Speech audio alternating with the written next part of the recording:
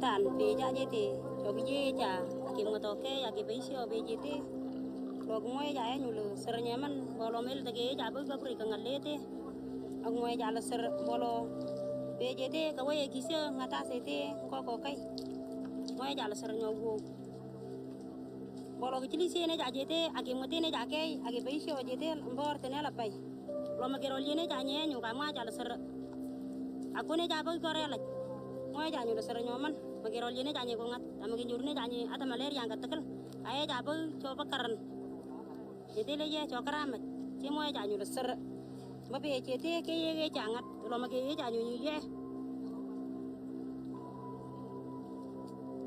ser nyaman ser nyowu aro ta ko ka le nyo karam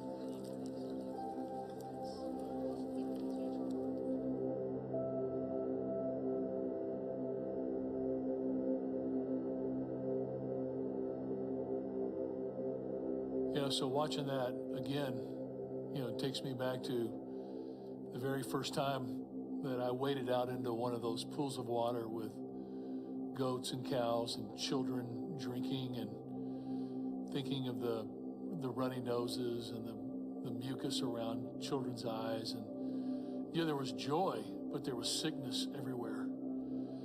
And seeing again that God has allowed us to be a part of changing hundreds of thousands of people's lives by giving them health, like clearing up their nasal passages, to not cough. Just that woman thinking she's not going to need to cough anymore. She's going to live maybe double her lifespan, maybe keep all of her children alive, and that all of that then leads in to a people group of over 1 million to be open to Jesus Christ and his love, so that physical water leads to people engaging with the living water of Jesus Christ. And we get to be a part of that.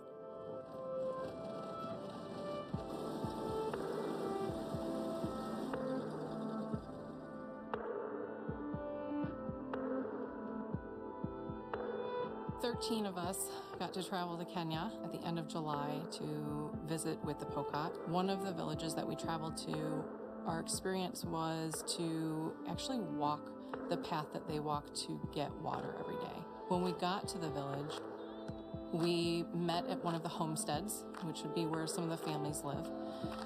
We told them what we were there to do. We were there to go on this walk with them to see what it's like to walk to the water, see the water, fill the water jugs and carry them back. The expression on their face when they were trying to understand, well, why would you want to do that with us? It just didn't really make a lot of sense. But they were open to it. They said, if you want to do this, okay. So they asked each of us to pick a partner. So there were these women standing there with their jugs, and we all just kind of walked up to find the woman that we were going to walk with. So then we started on our journey. And we walked down into this reservoir, and I'm looking at this water and I'm thinking, okay, that's really dirty. Certainly wouldn't swim in it, and I wouldn't want to drink it. And I start putting my jug down, and I'm not doing it right, obviously. There's a way to do this, and I don't know how to do it, but she starts doing it just to make sure that it gets in right, and everyone's kind of has their jugs, and we're standing there with our ladies, and now it's time to walk.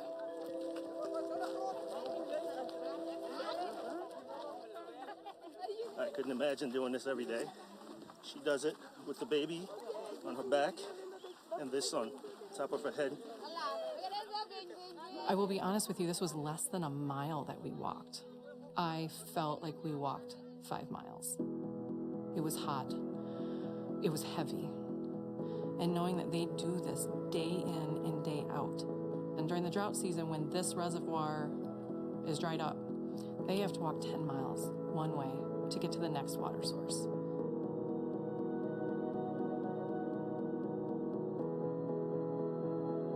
More than any culture that's ever existed, we're people that observe other people's problems from a distance. And eventually, we become almost immune to the suffering of other people. But God has put us in a situation not just among the Pocat, but with many other peoples, that we step in and all of a sudden we realize, yeah, these people that seem so strange or other than us are exactly like us. They have the same longings for their families and their children and to live. And now we're not disconnected. We're not just some distance place. Now we're brothers and sisters, and we're in it together forever.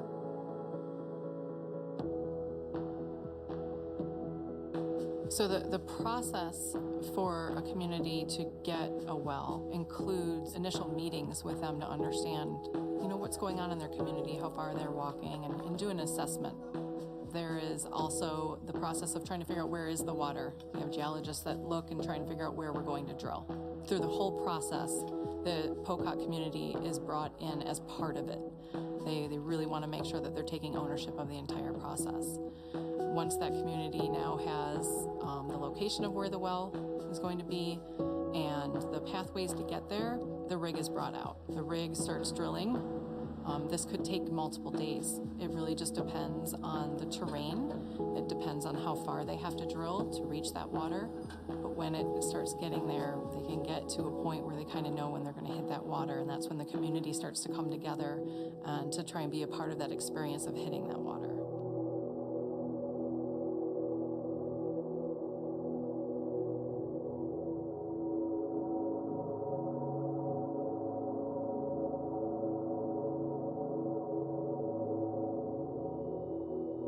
The women came chanting, and it was like we knew something big was happening.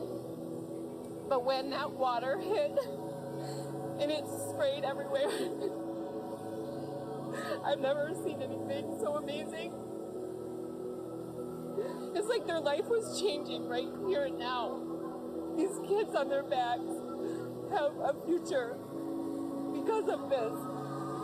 Later, they told me what they were chanting, and they were chanting praises to the people around here today and to God, and that just warmed my heart that they know Jesus, and they know that that's where this is coming from.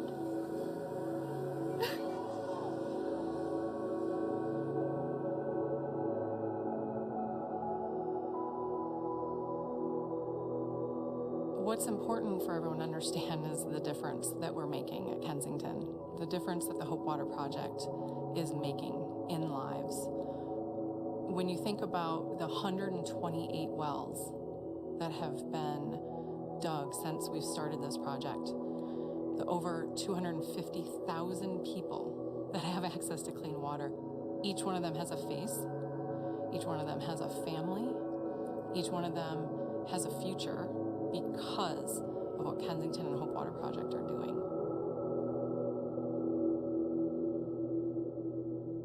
This explosion of water is going to create an explosion of change. And it's going to be a physical transformation. Their children aren't going to die anymore. They're going to live to adulthood. Schools are going to come. There's going to be a church that meets there every week, multiple times a week. People are going to come to Christ. Those kids right now that never had an anticipation of even going to middle school are going to go to high school, and some of them are going to college and even graduate school from that community. This is going to change everything. And at the center of it is Jesus Christ. Jesus moving and changing people. And they're not strangers. Now you've seen it. You know that they belong to us. We're in this forever. Right into eternity. And so when you make a special year-end Christmas gift to Kensington, you're not just a part of a physical transformation of a people. You're a part of them being transformed spiritually forever. They have now found hope, not only for this life, but for the life to come. They are finding a purpose. They're seeing Jesus Christ move in them. And what's amazing is they're now moving out to other tribal groups around the world. So when you make your gift, Jesus is pouring through you, and you're a part of this. And I want to thank you for stepping into this with me once again.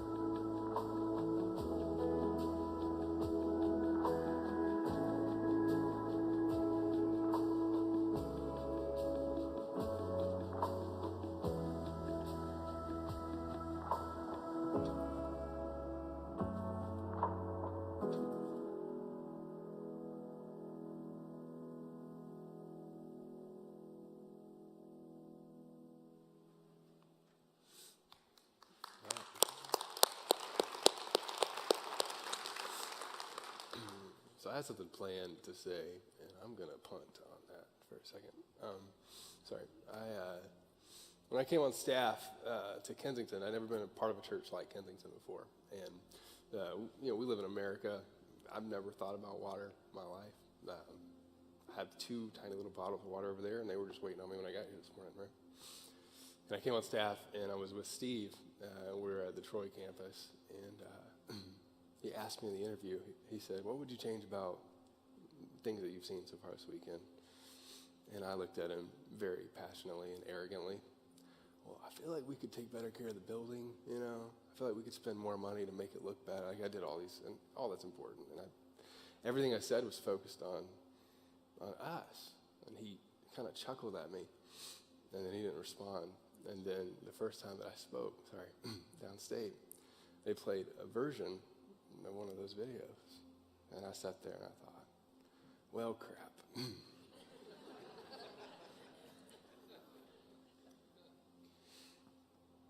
So many of you give here, and I'm so thankful that you do.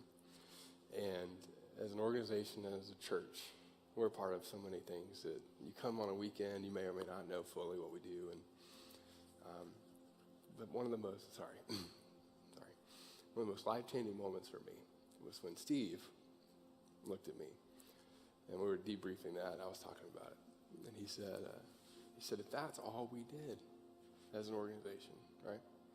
Like, if all we did was help 250,000 people in Africa have clean water, that would be worth giving our lives for.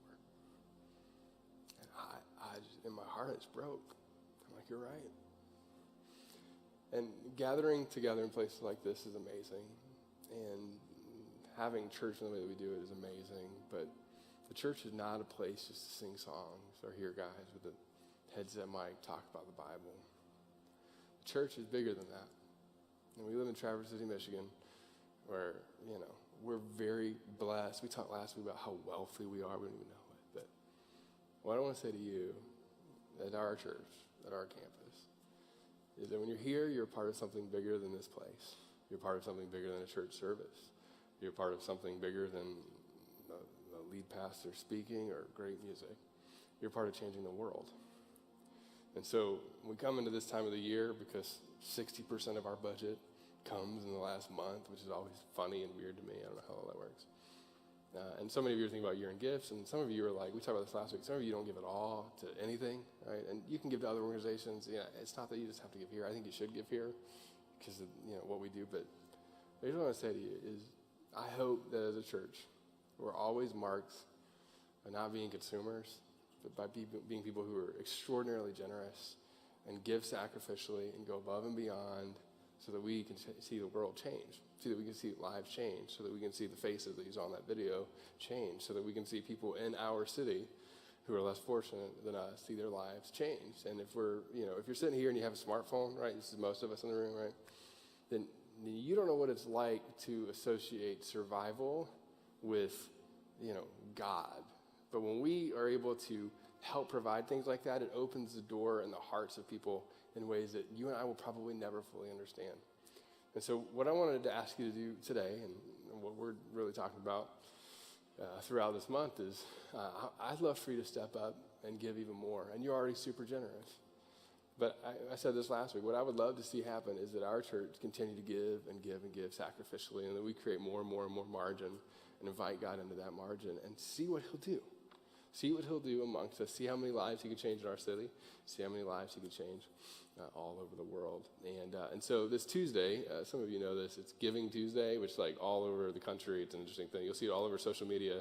It's just like, we just did Black Friday. So we spent billions of dollars at Black Friday, and we got awesome TVs. Score. Right. I'm with you. But on the other side is Giving Tuesday, and you're going to be bombarded with so many different things pulling at you for that. But I would love for you to think about and consider Giving Tuesday and then moving forward to this month. All right, what would it look like for you not to just give, but to sacrificially give to something that's going to live beyond you and that's going to be bigger than you? And so I'd love for you to think about that. As you're thinking about your year-end gift, I'd love for you to consider all those things. I promise I won't be emotional every single time we talk about it, but I see that video sitting there going, Sorry. So anyway, so I want to invite our ushers to move forward. We are going to receive our offering this morning. I want to tell you this. A lot of you, after last week's message, and I probably dropped the ball on this, I didn't tell you actually how you could give, because I'm smart like that. So but there's a couple ways that you can give here at our church. Obviously, you can give when the basket comes forward, but one of the best ways to do it is go to kensingtonchurch.org/giving, right? You can go there. It's one of the easiest ways to do it. You can give on the Kensington app. That's probably the best way and easiest way to do it. It takes less than 10 seconds. Or you can always text the word Kensington to 77977, and you can set up your giving there as well. Thanks for letting me. Yeah, that was great. Okay, so a couple of announcements that I wanted to let you know about too is coming up on December 3rd, we have a women's event. Where are all the ladies at in the room? Ladies? Yeah. Yeah, ladies like to gather and hang out. All the guys are like, well, we'll just, we'll go shoot something. But, all the ladies are like, let's hang out. So it's great. We have an event just for you. It's December 3rd at 6 p.m. We'd love for you to be a part of that. That's here at the church. And I hear from people all the time, like, it's a big church. How do I get connected? How do I meet more people? This is one of the best ways that you can do that. You'll just be around a group of people who are excited that you're there and would love to get to know you a little bit. So we'd love for you to do that. And then the other thing that I want to let you know about is we have our Christmas services coming up. Obviously, Christmas is right around the corner, which feels crazy. Anybody else, like, it snuck up on you? Like, for me, it still feels like a cold July. But anyway, we're getting there. So Christmas is coming fast, and we're super excited about that. Kensington's a big deal around here just because of the sheer number of people that come through this building over that 2-day period. And so here's what we'd love to ask you to do if you're willing to help us with this.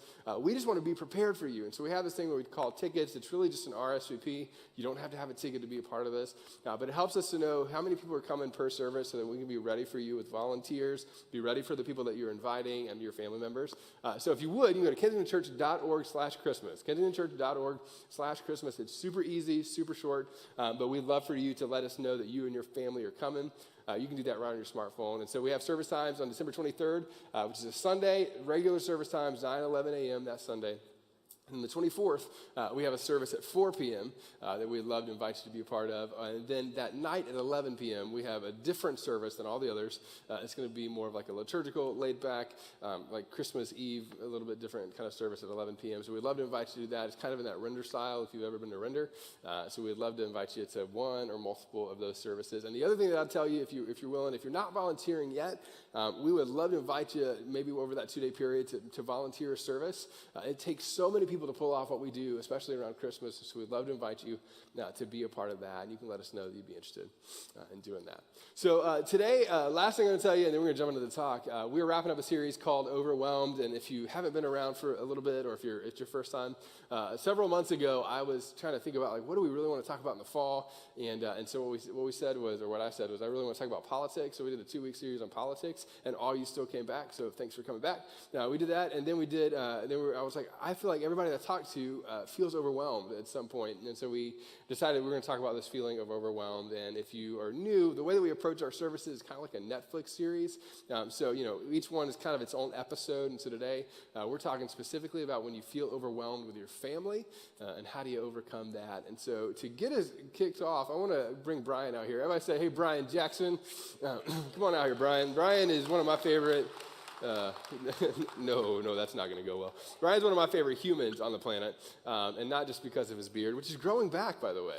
I'm excited about that. That's good. You looked great before. Now it's just getting awkward. Yeah, it's great. Anyway, so Brian is going to do a song for us. Now, I'm going to tell you this. If you were watching the Michigan-Ohio State game yesterday, anybody? Wow. Okay. So priming those good vibes before the message. It's great. So you may have heard a song that was actually played several times, which I thought was so appropriate no matter what side you were on. The song's called Stressed Out. And Brian you may or not know this, Brian has a unique skill set in that he can sing really well, but he can also sing extra well. All right. We'll see. Brian also raps. How cool is that? And so when was the last time I saw a guy with a beard rap like this? So this song's called Stressed Out. There's a little bit of, wiggity in it. And so we're super excited. We're taking the 11 o'clock service today. Anyway, it's going to be great. And so this is going to get us thinking a little bit about the talk. And I want you to pay attention to these words. Even though, whether you like this style of music or not, the words are so pointed to what we're going to talk about today. So Brian, rap us away. Great.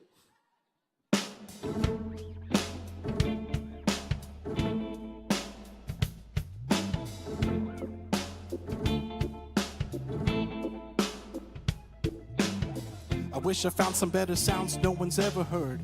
I wish I had a better voice to sing some better words. I wish I found some chords in an order that was new. I wish I didn't have to rhyme every time I sang.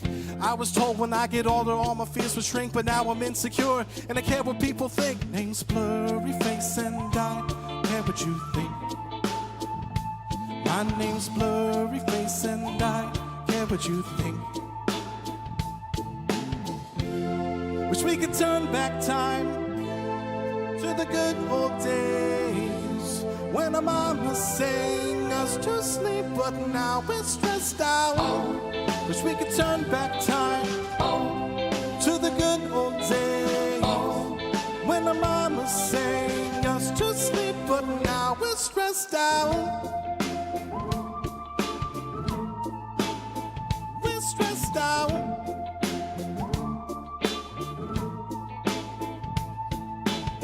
Sometimes a certain smell will take me back to when I was young. How come I'm never able to identify where it's coming from? I'd make a candle out of it if I ever found it. Tried to sell it, never sell out of it. I'd probably only sell one. It'd be to my brother, cause he had the same nose, the same clothes, homegrown, a stone's throw from a creek we used to roam. But it would remind us of when nothing really mattered. Out of student loans and treehouse homes, we all would take the ladder. My name's Blurry Face and I care what you think. My name's Blurry Face and I care what you think. Wish we could turn back time to the good old days when our mama sang us to sleep, but now we're stressed out. Wish we could turn back time to the good old days when our mama sang us to sleep, but now we're stressed. We used to play pretend, give each other different names. We would build a rocket ship and then we fly far away. Used to dream of outer space, but now they're laughing out of face, saying, wake up, you need to make money. We used to play pretend, give each other different names. We would build a rocket ship and then we fly far away. Used to dream of outer space, but now they're laughing out of face, saying, wake up, you need to make money. Wish we could turn back time to the good old days when our mama sang us to sleep, but now we're stressed out. Wish we could turn back time to the good old days when our mama sang us to sleep, but now we're stressed out. Used to play pretend, we used to play pretend, wake up, you need the money. We used to play pretend, used to play pretend, bunny. We used to play pretend, wake up, you need the money. We used to play pretend, give each other different names. We would build a rocket ship and then we fly far away. Used to dream of outer space, but now they're laughing at our face, saying, wake up, you need to make money.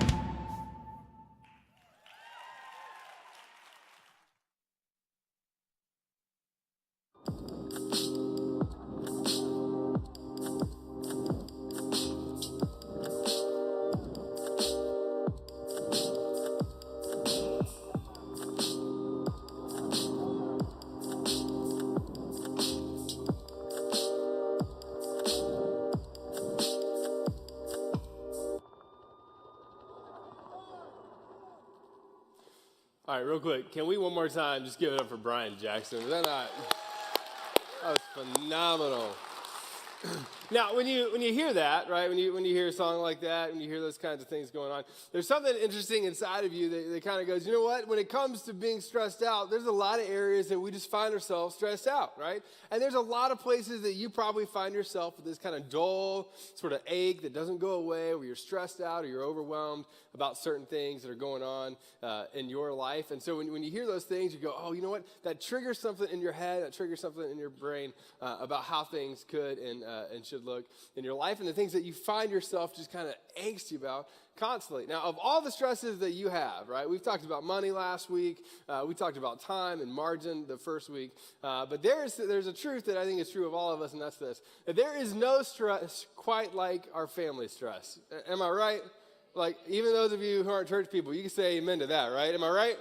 Amen, right? There's just no family quite like family stress, right? Like you love your parents, but you're like, I love my parents in moderation. Like you kind of feel that. Like you have those moments. You love your in-laws, but you're like, you feel angst around those kind of moments at times. You love your brother and sister, but at the same time, even though you're 40, you can still beat them up. And sometimes you do, right? You have all these kinds of things going on that there is nothing quite like the stress that we have when it comes to our family. Now, when it comes to a lot of us, you got married and now you have a spouse, and maybe you have kids, you have all these kinds of things.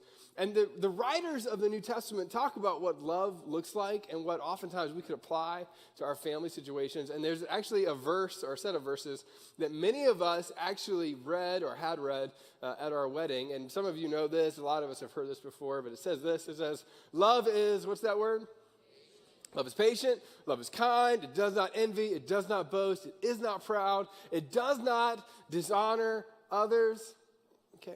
It is not self-seeking, it is not easily angered, it keeps no record of wrongs. And he goes on, love does not delight in evil, but rejoices with the truth. It always protects, it always trusts, it always hopes, it always perseveres. Love never fails. And we're all like, you read that at the wedding, your mom's getting emotional as, the pastor's reading it, your spouse is getting emotional. And then all of a sudden, 3 weeks after the honeymoon, you're like, it doesn't feel anything like this, right?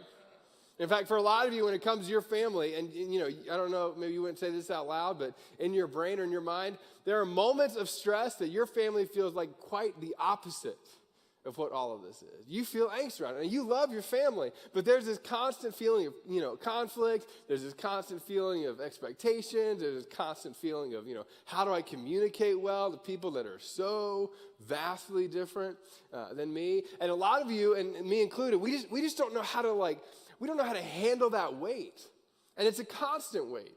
You love the people that are in your family. You die for a lot of people that were in your family. You love them, but at the same time, you're like, You feel all of these emotions all at the same time, and oftentimes kind of scattered throughout your life. And there are people in your family that you're closer to than others. You're trying to navigate all those things. And so I'll tell you what we're going to do today, and this is probably going to feel a little bit different than most of the talks that we do, but I think when it comes to family, when it comes to stress that a lot of us feel when it comes to our family, I think there's a lot of tension points that we could talk about. But in what I get to do and the people that I get to meet, I get to talk to so many people specifically about family and specifically about family stress.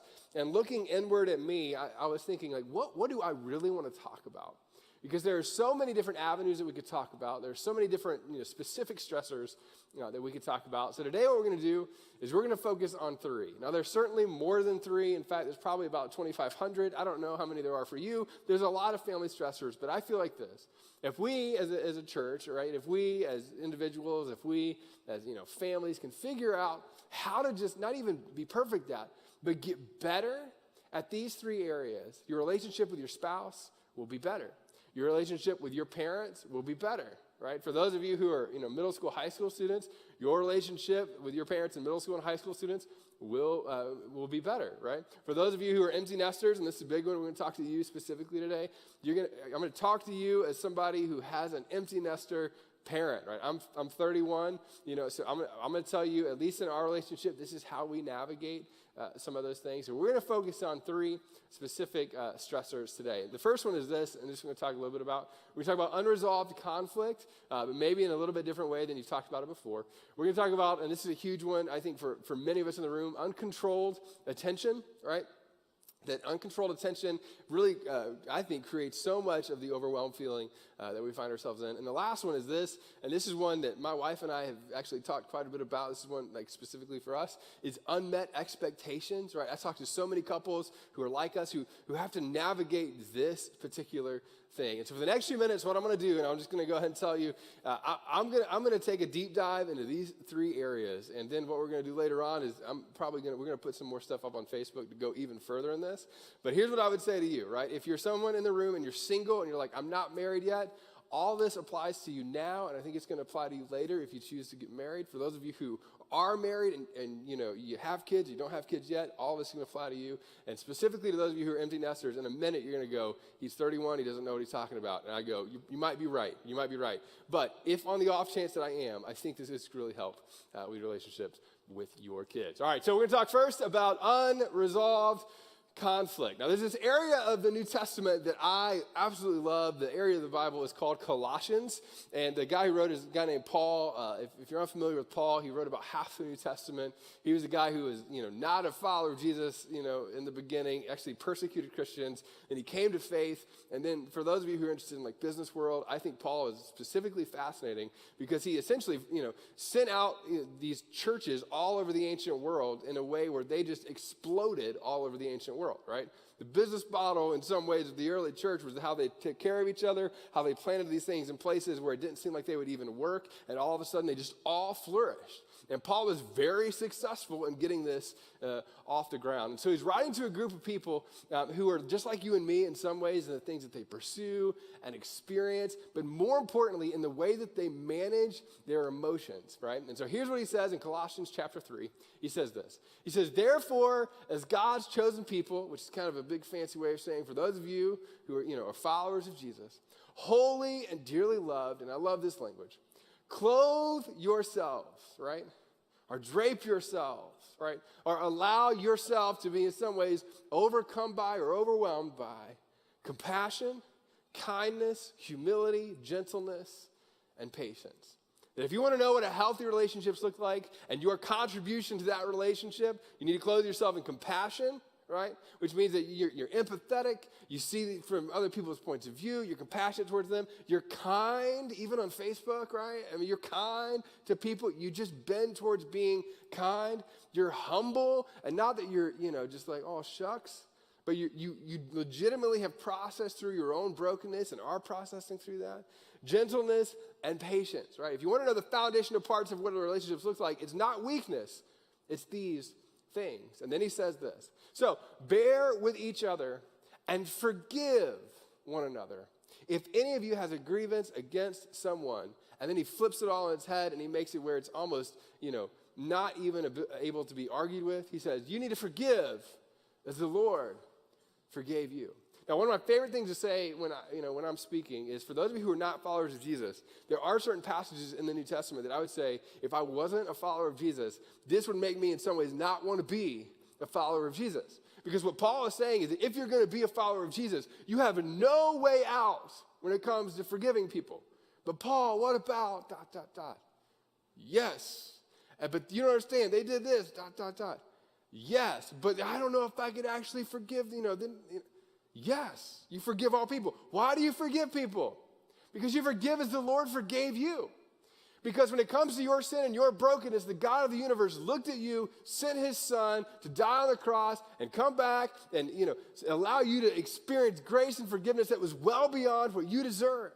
You, as a follower of Jesus, are walking in a grace that you never deserved. So how could you and how could I not forgive other people?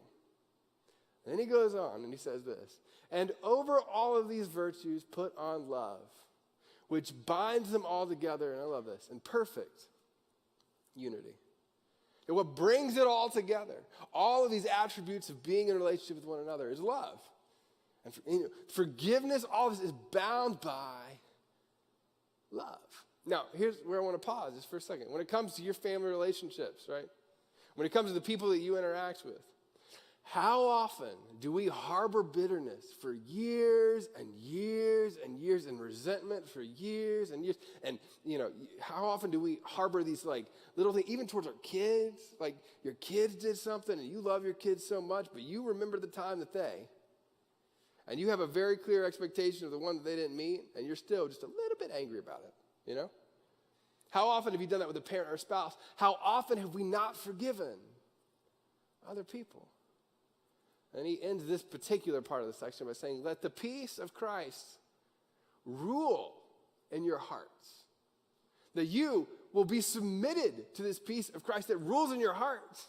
Since as members of one body, you were called to peace. How do you experience that peace? Reread what we just said, right?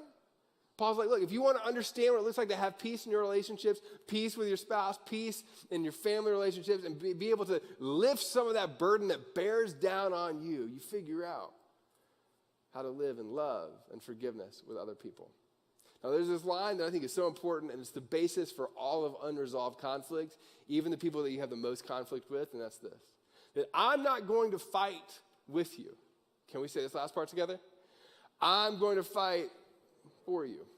Now, there are people in your life, right, where I think you should do this with, but it's harder to do with. Like, there's a coworker that you have that you're like, I could fight for you, but more times than not, I'm just going to Jackie Chan you. Like, you just feel some of that. Like, there are people that you're frustrated with. There are people that you're like, I don't know how to overcome parts of the relationship. But when it comes to your family, when it comes to the people that you have invested your life with, when it comes to your spouse and your kids and your in-laws and your parents, no matter what is done, I don't miss this, no matter how much you disagree, you are always fighting for the relationship, not just with a person.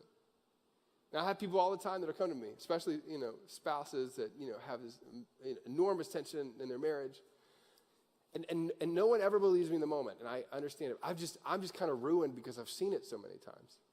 But no matter what's happening in the current moment, no matter what kind of tension is in the current moment, I believe that if couples, a lot of times, continue to lean in, God works in those margins that seem impossible. As both parties begin to say, I'm not just going to fight with you, I'm going to fight for the relationship. That I'm going to continue to show up when there's tension. That I'm going to continue to be a part of being the solution in our relationship. I put in my notes and said it this way: that you may never know what hangs the balance of your decision to simply show up and continually show up. You may never, ever, ever, ever, ever, ever, ever, ever, ever know what hangs the balance of your decision to continually show up over and over and over and over and over again in a relationship. For those of you who are empty nesters in the room, come on, maybe we'll talk to you for a second. And I've said this before, every time I say it, I have emails and calls, but I think it's so important to continually repeat. Some of you are empty nesters and you have a distance between you and your kids and your adult children. And they've essentially just kind of pushed you away. I don't want a relationship. I don't want a relationship. They don't answer your phone calls as much. And you're tempted, if you're honest, to pull back and then use the line, they just don't want me around. The problem with that is that they don't know what they want in that moment. Deep down, now come on, deep down, every one of us wants our parents to continually lean in. I had an email recently from a family, and we talked about this about a year and a half ago. And she goes, after that, I decided I'm just going to keep calling. I'm going to keep leaning in. I'm going to show up. And she continued to show up. And all of a sudden, it was this breaking point. It felt like it came out of nowhere, and the relationship broke towards, forgiveness and reconciliation in the relationship because she continually leaned in. I tell people all the time, no matter what's going on in your family relationships, no matter how much your adult kids tend to push you away, continue to show up and lean in and lean in. I put in my notes this way. I said, lean in even when it's painful, and this one's hard to say, but lean in when showing up is always going to cause some sort of pain. Lean in when you know that you're going to have a really weird conversation. Right? You say this way, lean in when it's awkward. When you know that if you go to dinner with them, and you're going to sit there over the chips and queso, and you're just going to hear the chips crunch, right? And neither one of you is going to be comfortable, but you continually show up. Like, why do I continually lean in? Because on the other side of that, creating this relational and emotional margin in the relationship, and don't miss this, you are inviting God to do what only God could do and to bring that back together. Now, come on, for those of you, especially high school students, I love talking to high school students about this, you want freedom. At the end of the day, what you want is freedom. And you know how I know? Because when I was in high school, all I wanted was freedom. That's all I wanted. You want freedom. And it feels like sometimes your parents are like, you can't have it. You're not ready for it. Just like the fist closes. And here's what I'm going to tell you. Somebody told me this in high school. I think it's so true. They said the better you learn how to communicate to your family and the more lean in and continue to lean in even when there's a no. Don't miss this. The more likely your parents are to trust you because you're opening up. Parents, am I wrong? Okay, I'm probably wrong, right? Don't listen to me, high school students. I'm full of it. No. No, right? But there's this point where you go, like, the more that you lean into the relationship, even when it's weird and awkward. So when I was in high school, I used to do this. I would take my mom out to dinner, right? And that's not because I'm a great son. I had ulterior motives. I'd take her out to dinner, right? And I would really try hard to talk with her and really communicate well and really work on that, right? And it was awkward at times. It was weird at times. All I wanted was freedom at times, but it felt that way. For some of you, and I love telling couples this all the time, when you feel the most distant from your spouse, the natural tendency is to pull away, right? The natural tendency is to pull away because sometimes you know what it's like to sit there on the couch and just binge watch Netflix because you don't really want to talk, right? But the more that you could lean in, even when it's weird and awkward, the more likely you are to overcome whatever that obstacle is. How do you continually come back to the table, continue to come back to the table so that you can love each other and forgive each other well? I said there's lean in when it feels tiresome, right? Where you feel like, I've been leaning in for a year. I've been leaning in for 6 months. I've been leaning in for 5 years. I've been leaning in for 10 years. When it comes to family, and I don't miss this, you lean in even when you're tired and it doesn't seem like it's going to be overcome. And the last one, I think this is the hardest one, especially for me, is lean in when it feels uncertain. When at the end of the road, right? Because I think in terms of functions a lot of times, but do this, and this is going to happen, right? But if you're uncertain that function is going to work, you continue to lean in. You continue to lean in and create the possibility for something miraculous to happen. Now, I want to talk just for a second to those of you who have kids in the room. You ready? And this is for those of you with kids, and I think this is so important because this is hard. When it comes to unresolved conflict, right? Nobody ever likes to talk about this, but you probably have some level of unresolved conflict with your kids, and you may or may not talk about it. They may or may not talk about it with you, but you both know that it's there, right? And what you've done, and I know this because we dealt with this in our family. I have a 2-year-old, and I'm still like flirting with it. He can't even really talk. I'm like, but you kicked me last time. I'm a little upset, but we're fine. Like there are all these kinds of like there's unresolved conflict that's possible, and I want you to look at me for a second, right? My question to you is, how long are you willing to let that unresolved conflict continue forward? Because you don't have an infinite amount of time for your son or daughter to be in your home as your kid. And so I think the way that, I talk to parents about this all the time, the way to overcome this in a lot of ways, specifically when it comes to unresolved conflict, is this, that when you see how much time you have left, you tend to do more with the time that you have now, or you tend to do things differently with the time that you have now. So everybody with kids, just for a second, can you just take a big, deep breath for me? Let it out, because I'm going to ruin your Sunday, right? This is how many weeks they have left before graduation, right? But just for a second. Which means if you have a 12th grader, that's about how many weeks that you have left? This is TCAPS, right? Just to be clear. Right? First grade always feels like 498 weeks, I got time, right? But come on, those of you who have high school students, doesn't that go so fast? When you see how much time you have left, it reshapes your thinking on what is a priority and what is important. So my question to you who have been passive about the conflict that you have with your kids is just in light of this, how long are you willing to let it go? Now, come on, just for a second, parents, and again, I've never had a high school student. I've pastored high school students and families, but I would have people come to my office, and it would be a parent and a high school student, and the high school student was, angry. They sit like this the whole time. They're upset with their parent, they're on their phone with their little thing on the back. Like, I don't know, all these kinds of things. Pop socket? I'm cool. Hey. All right, so anyway. And they sit there all frustrated. Now, here's what I'm going to say, right? And I always want to look at the parent. And so I got all you here, and none of you are sitting in my office doing this, so I get to tell you all at once. That's your son or daughter. And no matter what they're projecting in the moment, when you get past all of that, finally get past all that, they're looking for the love and affection of a parent. And you feel like you're hitting a wall over and over and over again, and your temptation is to continue to pull away. Well, they don't want me to, they don't want me to, they don't want me to. Do it anyway. Do it anyway. The question for those of you who are parents is this: does your family know and feel that you are for them? Which means that if I ask them an anonymous survey. Is my dad for me? Is my husband or my wife, are they for me? If I asked your in-laws, are you for them? What answer will they actually give? Second one is this. This is uncontrolled attention. Now, I've been trying so hard to figure out a way to talk about this. In fact, we've talked about it in different ways. And, they didn't have iPhones, in biblical times. They just didn't have that. It was a different world. So, there's no, like Peter said, put away your iPhone. There's nothing like that. Yeah. But long before Peter, right, in the Old Testament, there is this verse that's nestled in there. And I love that it's there because what it does is it provides a guiding point for all of us in anything that seeks to pull our attention away from what's most important. And specifically those of us who are like me, who are really good at just dodging it and ignoring it. Right? The passage in Proverbs 27 says this. I love this.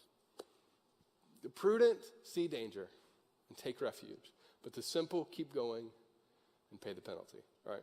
Now, some of you only showed up today because you needed to hear this, right? So what I want to do just for a second is can we just read this together? Because I want you to remember. I would love it if everybody memorized this. So we're going to do it together all in one big choir unison thing. Here we go. Ready? The prudent see and take, and pay the penalty. Which means, now come on, all of us with technology and phones and all of this, ready? Those of us who are wise don't break our phones and burn them like we did our CDs, right? You don't do that. Some of you are like, youth camp. I remember that. Some of you don't, which is great. You shouldn't. That's not what it is. But the wise, the prudent, see the danger that lies in front of them. And you ready? And they take refuge. They figure out what the priority is, and they figure out how to manage and organize their life around the safety that comes. Ready? So I'm going to say this when it comes to technology, your phone. I'm going to say this when it comes to work. I'm going to say this with anything that finds its way in distracting you. And here's what I would say. We will never regret the time we chose to be present with family. We will never regret the time that we chose to be present with family. But everyone will tell you, right? And I know this, and because I used to sit people down, and especially in high school and college, I would sit them down and interview them. At this point in your life when you're 70, this point in your life when you're 80, what do you regret most?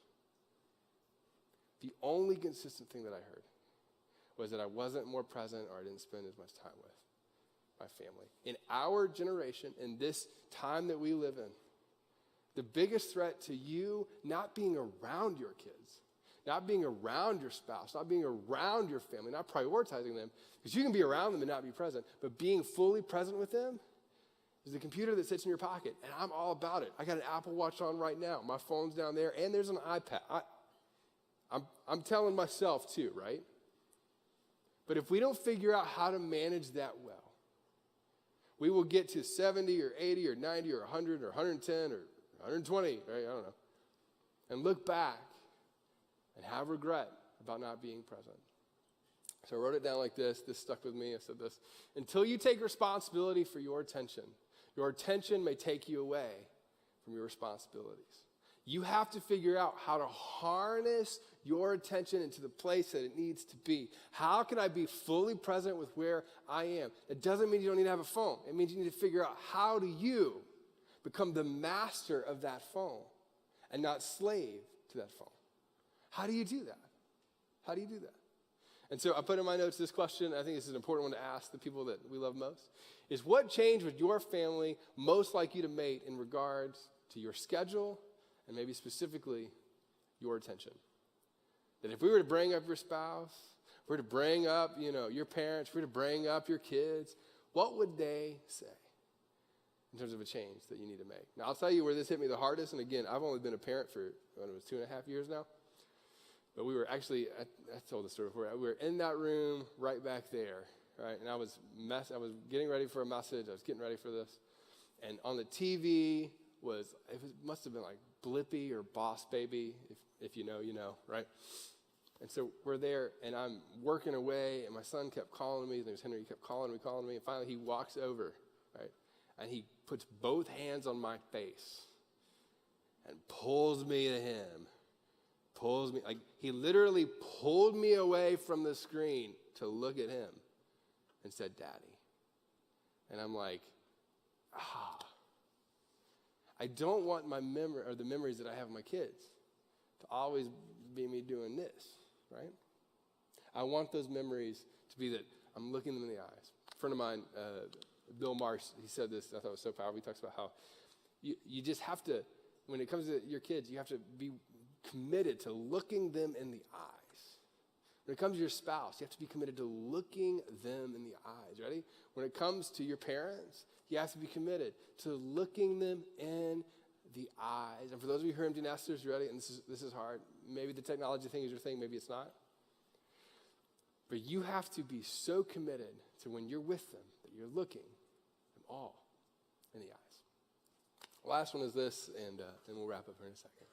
The last one is unmet expectations. Now, this is probably the biggest surprise when we got married. I didn't know how to think about this. I just never thought about it.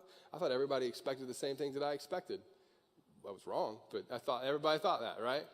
Now, here's the thing about unmet expectations, and I think this is why I wanted to talk about it today, especially as the last point, is the majority of the conflict that we experience in our family isn't because one person is good and the other person is not acting good. It's not because, your in-laws hate you or, it's not because your parents don't know how to, it's not that. The biggest conflict that we tend to have in our families is around expectations that are either silent and not expressed or expectations that we just don't meet. And so, here's what I want to do just for the next couple of minutes is when it comes to your expectations, it's all about communication. It's all about how we learn how to communicate with one another. And so I want to talk to a couple of different groups, and then we'll say a couple things at the end and wrap up. So for those of you who are empty nesters, right, what I want you to do for the next minute is I'm not telling you as an empty nester because obviously I'm not, but I'm telling you as a son who has a mom that's in her 70s now. Oh, sorry. She's in her 50s. Hey. Sorry. Ding. All right. No one's watching. We're fine. And we struggled through college and out of college with figuring out how do we communicate well. Now, I'm an only child, single parent home. It's me and my mom. We're super close, but at the same time, it's like that's really great, and it's really not great when it comes to the other side of this. And so finally, at some point, somebody just looked at me and said, well, have you communicated, at least from your perspective, what the relationship needs? Because the relationship changed when you left the house. I was like, I never thought about that. That'd probably be a good thing than just walk around upset all the time. So here's what, my mom did this. And when she did this, she was really the hero of this part of the story.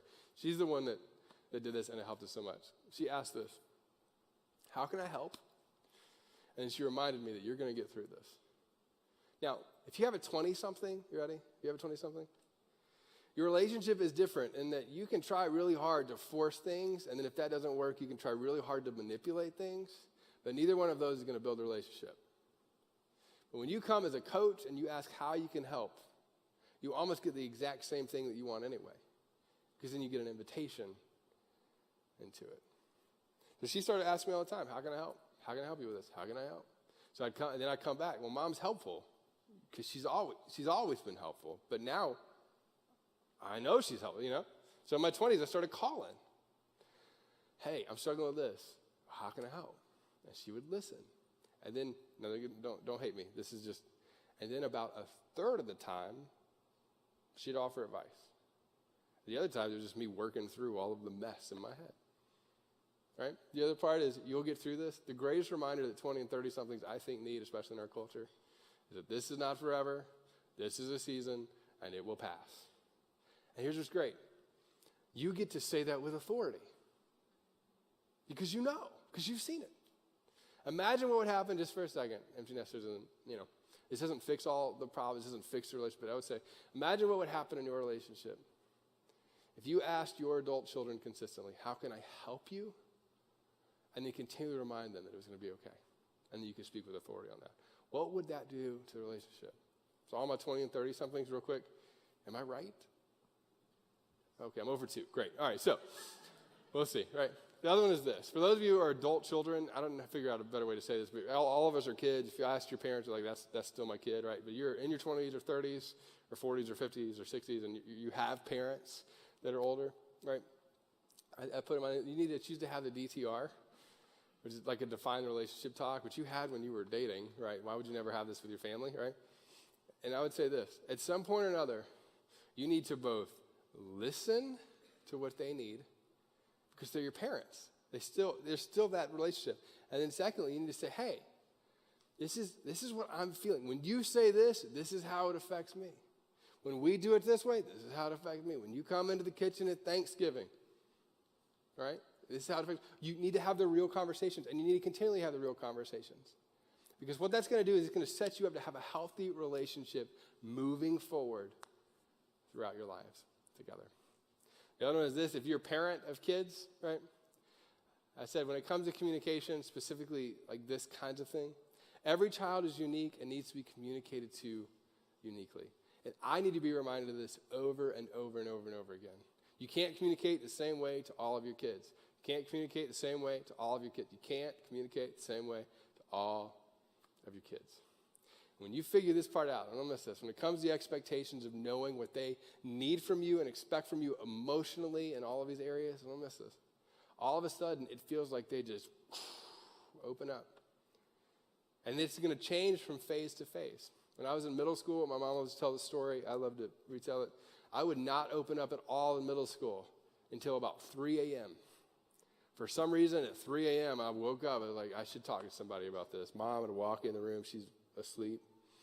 I had my little Martin guitar, I'd been playing for the last hour because she broke up with me, whatever that is, And here's what she would say this. She is not a person that's up at 3 a.m. But she knew that was a moment. We have a friend named Jessica. One of the best parenting advice she ever gave was this, that if you can get young boys to play with stuff, then all of a sudden they start talking more. But if you sit them down to have a talk, they just don't tend to talk, right? I was like, it's so good, right? Because you need to communicate uniquely to each one of your kids. And the last thing that we'll say around this is specifically with spouses, or for those of you who are dating or hope to one day be married. This is super important, I think, when it comes to this. Is your silent expectations are the enemy to healthy and happy marriages. Ready? And now don't miss this, you have expectations of your spouse. And here's the great thing. Sometimes you just expect her to just know. Or you expect him to just know, right? And so then they don't, and you feel guilty for saying it. You feel, well, you should just know, but I'm not going to tell you because you should know. And then there's all of a sudden this tension, but you act like it's all okay, right? And then over time, what that does is it just builds and builds and builds and builds and builds and builds and builds, and all of a sudden there's a fight, and then there's the fight, and then there's the fight after that, and then all of a sudden you're like, where did this come from? It felt like it happened overnight. It's like, no. This is 10 years of silent expectations that neither one of you expressed. And so we discovered this when we were engaged, and I am, again, this is my personality. I'm a systems in my head. I just want to know. I just want to know what the win is.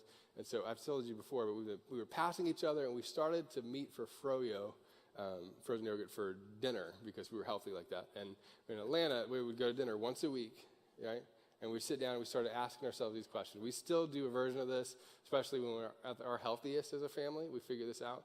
Right now we say Monday dinners because they're on Monday. It's amazing how that works. And here's the two questions that we ask, right? What can I do for you this week? Now don't miss this. Don't miss this. She may feel like this is a date, and you should make it great, and you should make it a date. I think you should date beyond this, but you should make it special, right? But fellas, you ready? When she answers this question, then you know. And it's not 20 things, right? It's one thing. My wife and I are stark opposites on our love language. So what I'll do is I'll say, I affirm, and she's just like, but what'd you do, Right? And not like in a weird way, but like, I appreciate that you love me and that you think I'm beautiful. The dishes are literally overflowing in the sink into the kids' room. Could you just do that? What you said you were going to do, And she's great about it. But I'm like, that. But when I do that and when I surprise her with it, all of a sudden it's like, For me, she could serve in that way all day long. But just when she gives me like a specific compliment, I'm just like Superman. Be clear, Superman, that got weird. Superman, like, again, taking the 11. It's great. So, I'm just like, yes, I feel I can do anything, And it starts with these Monday dinners, right? It starts with us looking at each other and saying, how can I serve you this week? What can I do? What's one thing I could do? Literally, we've said things like, I need you to do the dishes, or I need you to, a lot of times right now, it's like, can you just watch the kids for this time period so I can breathe? Like, yes. What can I do for you? Tell me how great I am. That's, I'm kidding. That's kind of, how we do it. Second one is this. And this is a hard question to really ask, and it's a harder question to answer. But what do you need from me right now that you are not getting? And this is so hard. It's so hard to answer because you feel guilty, because you're so great. You do all these, you're so great. I don't want to put more on your plate. But here's why it matters. Because that's communicating the expectations that deeply you already have. Why would you not just communicate it? And so you begin to say, hey, right now, I need you to show up more in this way. I need you to show up more in this way. And I'm going to tell you, for those of you who are married, this sets the stage for you to have a healthy marriage, consistent forgiveness, much more grace for one another, and actually understand how to win on a consistent basis. All right. We read this at the beginning. I want to read it one more time, and then we'll wrap up. 1 Corinthians, Paul, he says these things.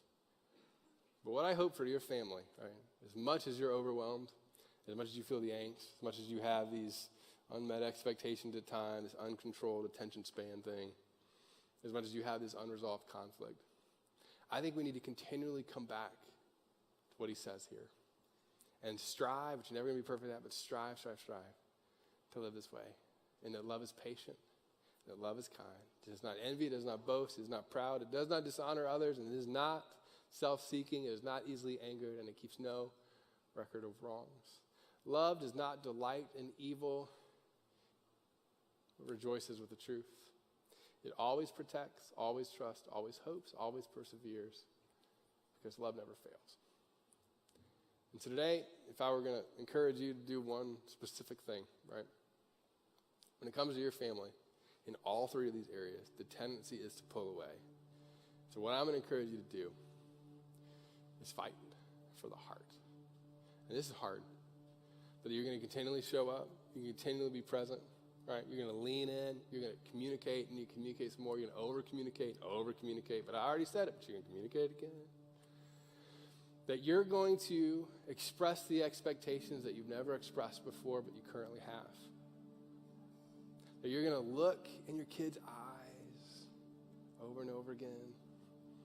That you're going to forgive and be marked by forgiveness, even though you know that somewhere on the other side of this, they're going to hurt you again.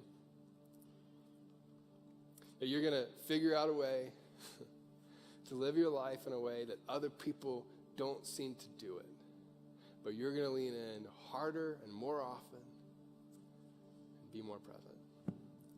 And I believe this with all my heart. If we figure this out, you're never going to not carry a weight or feel at times overwhelmed in your family. But I think that burden can be lifted a little bit. And here's what I wish I could just force us all to do. And if you could fast forward to 90 years old, 100 years old, and look back on your life. And whether you start at 20, or 30, or 40, or 50, or 60, whenever you start, that you look back over the years between the time that you started and the time that your life ends. And you recognize that your family is most important and that you fought with the heart. So what I'm going to ask you to do, and this is how we're going to end our series today, I'm going to ask you to stand up. Typically we would end with a song. Today we're not going to do that. Today what I want to do is I want to pray for you and your family. And then I want to pray for those of you who feel overwhelmed in the room. We're going to pray specifically for you too. And then I'm going to ask you to do something that's going to take kind of a courageous step. Depending on where you are in this series, some of you is finances, some of you is time. Most of us, it's a version of family. Now I'm going to ask you to leave here today and tell somebody. Just tell somebody. Like, be open with somebody that you trust about the step that you need to take. And I'm going to challenge you to take that step. And then for those of you who are not followers of Jesus, here's what I want to tell you, and I don't know how to say this any more clearly than what I would say now, is you already know that you're at the end of your rope. You already know that you haven't been disciplined enough, you haven't figured it out enough, or you've strived and you continue to strive, it just doesn't work out, right? The promises that we find with Jesus is that he meets us on the other side of whatever that end is for us. And that in the margins that we create for ourselves, he shows up and does miraculous things. And there's story after story after story of that. And so if you're someone here who's not a follower of Jesus, what I hope for you is not that you just pray some prayer and not that you just like figure it all out or that you stop having questions or doubts, but that you become a person who says, I'm going to continually and deeply explore what it means to be a follower of Jesus. And some of you are ready to take that step now. And you're like, you know what? I want to say now, I believe you are who you said you are and that you're going to do in my life what you said you're going to do, that you died and that you rose again. I'm going to choose to follow you. Some of you need to do that today. And then you need to come to him open-handed and trust him with all the things that are overwhelming you. So I want to pray for you, and then we'll wrap up. Let's pray together. Father, the vast majority of us in the room at some point or another have felt or are feeling overwhelmed in one of these areas of our lives. And God, I want to pray specifically for our families. God, I pray that you would help us to do the hard work, and it is such hard work, of leaning in with one another and forgiving one another and anticipating the dangers that are in front of us. So, Father, I pray for the couple that came in here and no one knows, but there's so much tension and, maybe they recently even said, I don't even love you anymore. They're not even sure what that means, but they don't feel any of it. I pray for that couple, and I ask that you would help them to invite you into this, and they would continue to come back to the table. God, I pray for the parent who continually feels guilty because when it comes to their kids, they don't feel like they have a good relationship with them, whether they're empty nesters or they have high school students or middle school students. God, I pray that you would remind them that you are meeting them in that space, and that no matter what it looks like right now, that there is the possibility and the high chance that hearts do break and bend back towards relationships. So God, I just pray that you would remind them of that. You'd help them in their prayers to trust you in that, and that you would bring families back together. I pray for every single person in the room who struggles with attention and trying to be present at home. God, whatever that takes, God, I pray that you would do that in our lives. If it takes you breaking us, if it takes us having moments where our kids grab our faces and pull us close, whatever that takes, God, I pray that you will do that so that we can be present. God, I pray, lastly, for all of us who have resentment and we have not forgiven others. God, we have every reason and every excuse to continue to hold on to that, but today I pray that we would just literally just lay that down and release the debt that they're not going to be able to pay us anyway. And that through that forgiveness that we would find freedom. It's in Jesus' name we pray. Hey, I want to say thanks so much for being with us. For those of you who are here the last 3 weeks of this series, thanks for being a part of this. If you're brand new, you'd like more information about our church, we'd love to connect with you out of the Hub or thehubtc.com. Make sure to let us know which service you're coming to for Christmas. Thanks so much, guys. We'll see you soon. Thanks. Thank you so much for watching online. We're so glad that you decided to be a part of this service today. And we love all the people that are watching and are part of this online community. We want to let you know that next week we're kicking off a brand new series. We'd love for you to be a part of this. We're going to talk about what it looks like to move beyond the walls of churches, move beyond the walls of our homes, and actually make a significant impact in the world. So we'd love for you to come and kind of discover that along with us. I also want to let you know that if you're watching online, we'd love to see you around the Christmas season here at our church live. If you're in Northern Michigan, we're right here in Traverse City. We'd love to connect with you here. It's a completely different experience in the room, but we'd love for you to be a part of that, especially during our Christmas services. So we'd love for you to be a part of that if you're available to come. Again, thanks so much for watching. We'll see you right back here next Sunday. See you soon.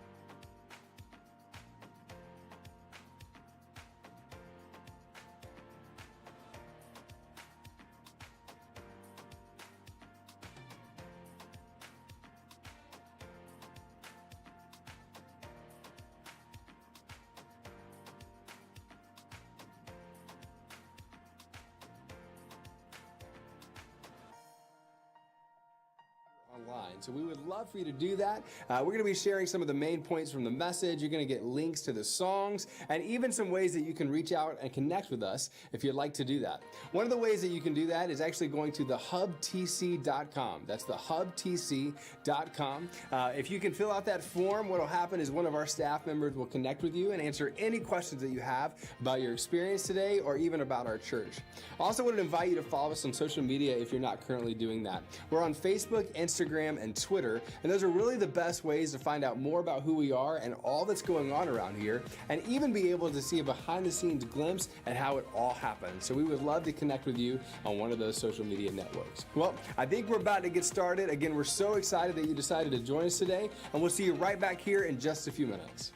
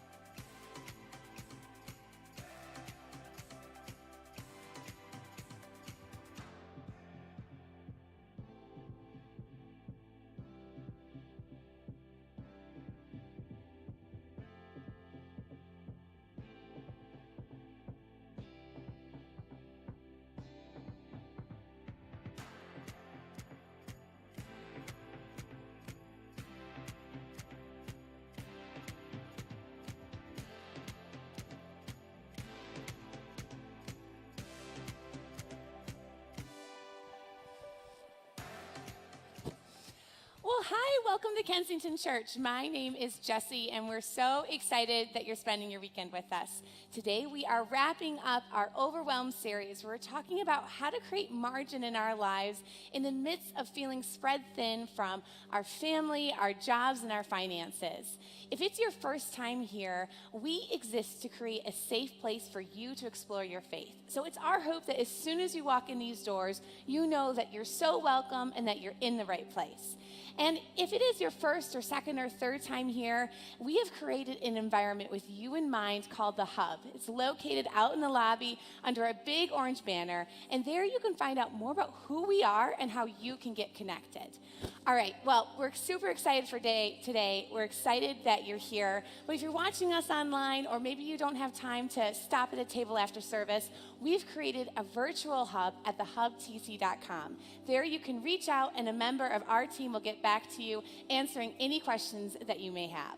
All right, so now I'm going to ask you guys to stand up, turn to your neighbor, and ask them, how many variations of leftover turkey have you had so far? Thanks so much for being here. Hey everybody, this is Patrick, and I just wanted to say thanks again for watching our service today online and being a part of this community.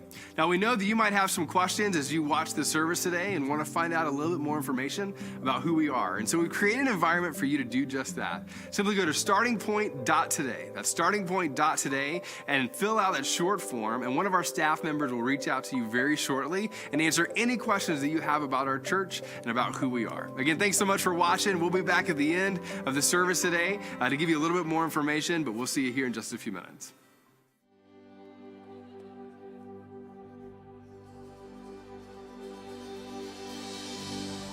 Good morning, everybody. How are we feeling today? All right, let's stay standing. We're going to sing Alive in You together. Here we go.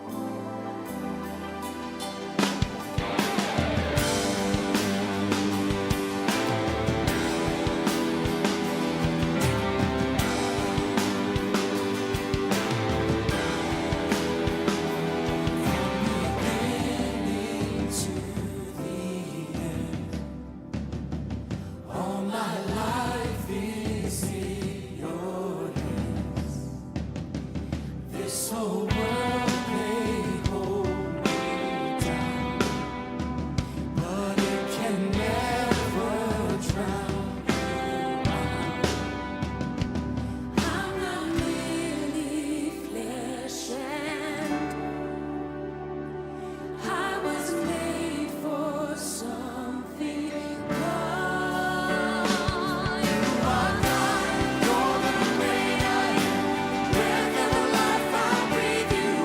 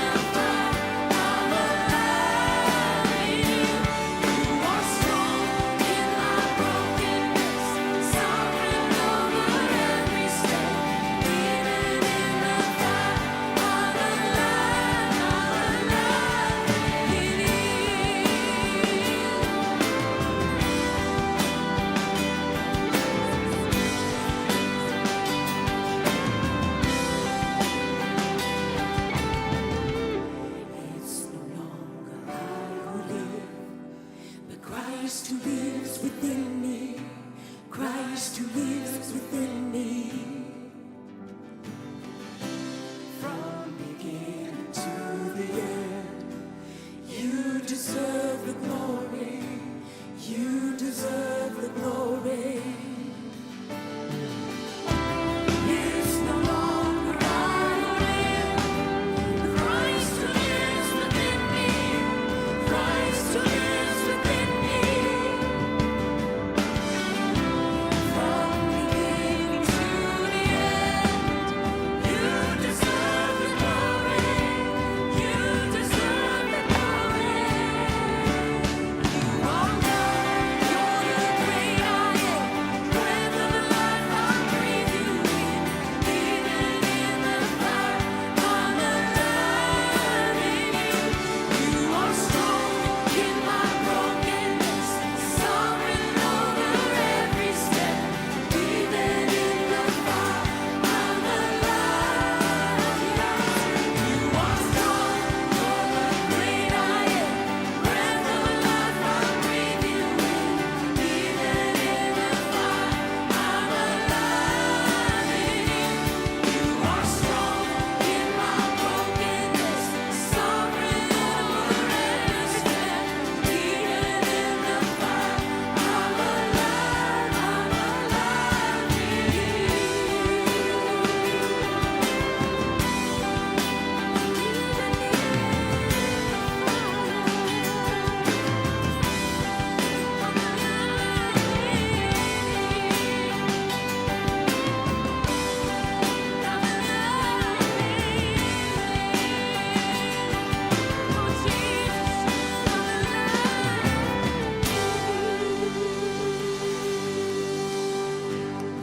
Amen. Sounding so good this morning, you guys. Good morning. My name is Carrie, and welcome. The next song we're going to sing is called Gracefully Broken. And when I first heard that term, I was like, I feel like gracefully and broken are kind of like opposites. And, you know, as the more I sat with the song and the more that I kind of studied the Word of God about what the writer may have meant by that, is the word grace for me.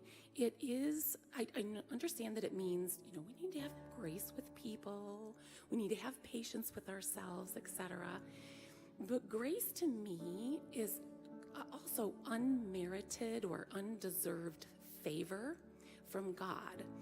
And basically, it is an empowerment through Jesus Christ and what he did for us to walk through those broken times in our lives.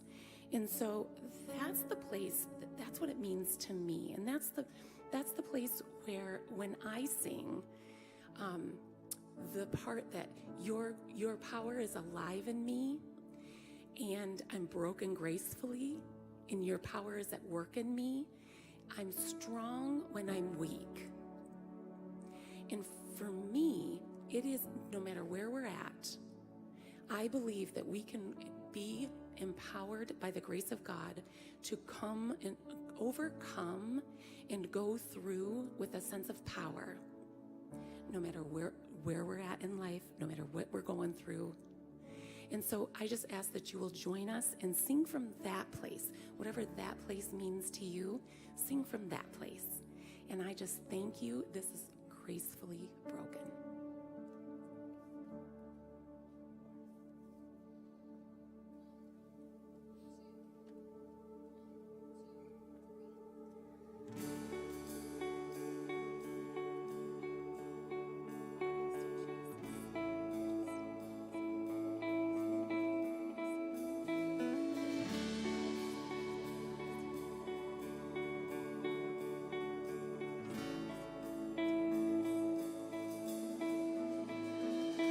Take all I have in these hands and multiply, God, all that I am, and find my heart.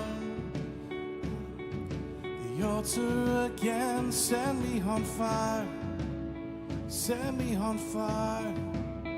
Oh, take all I have having these hands and multiply, God, all that I am, and find my heart on the altar again. Set me on fire, set me on fire.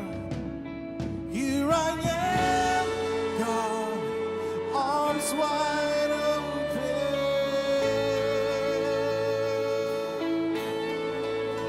pouring out my life, gracefully broken.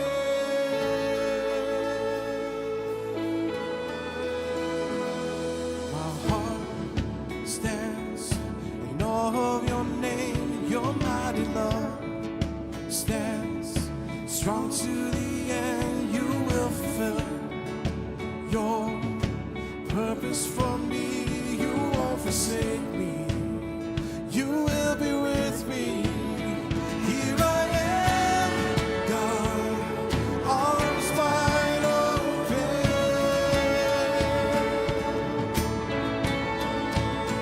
pouring out my life, gracefully broken.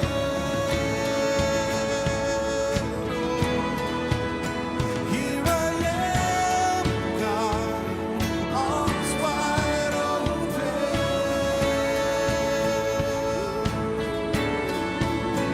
pouring out my life, gracefully broken.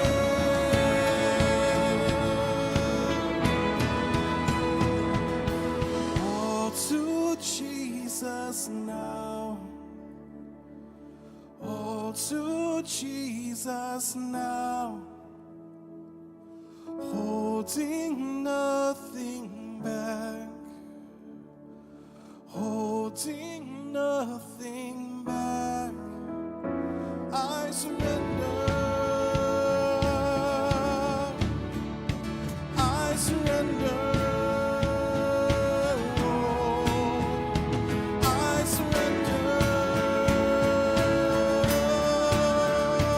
I surrender. Here I am, God, arms wide open,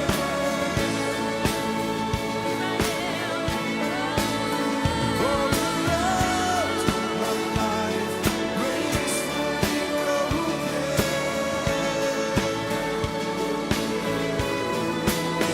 Here I am, God, arms wide open,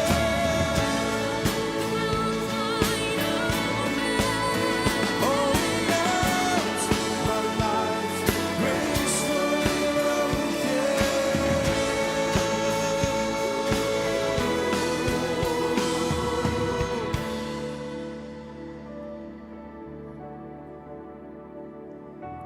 Your power work in me.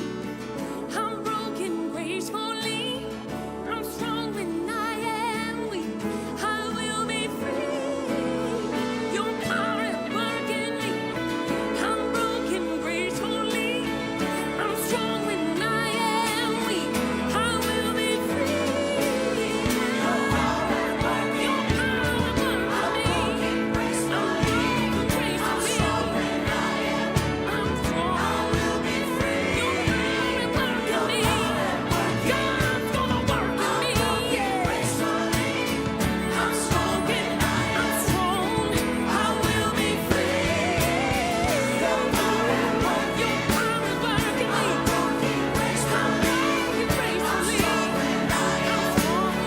I will be free. Your power work in me. Your power work in me. I'm strong and I'm strong. I will be free.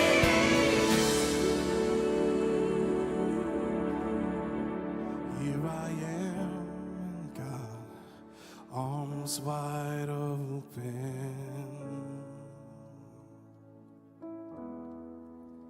pouring out my life, gracefully broken.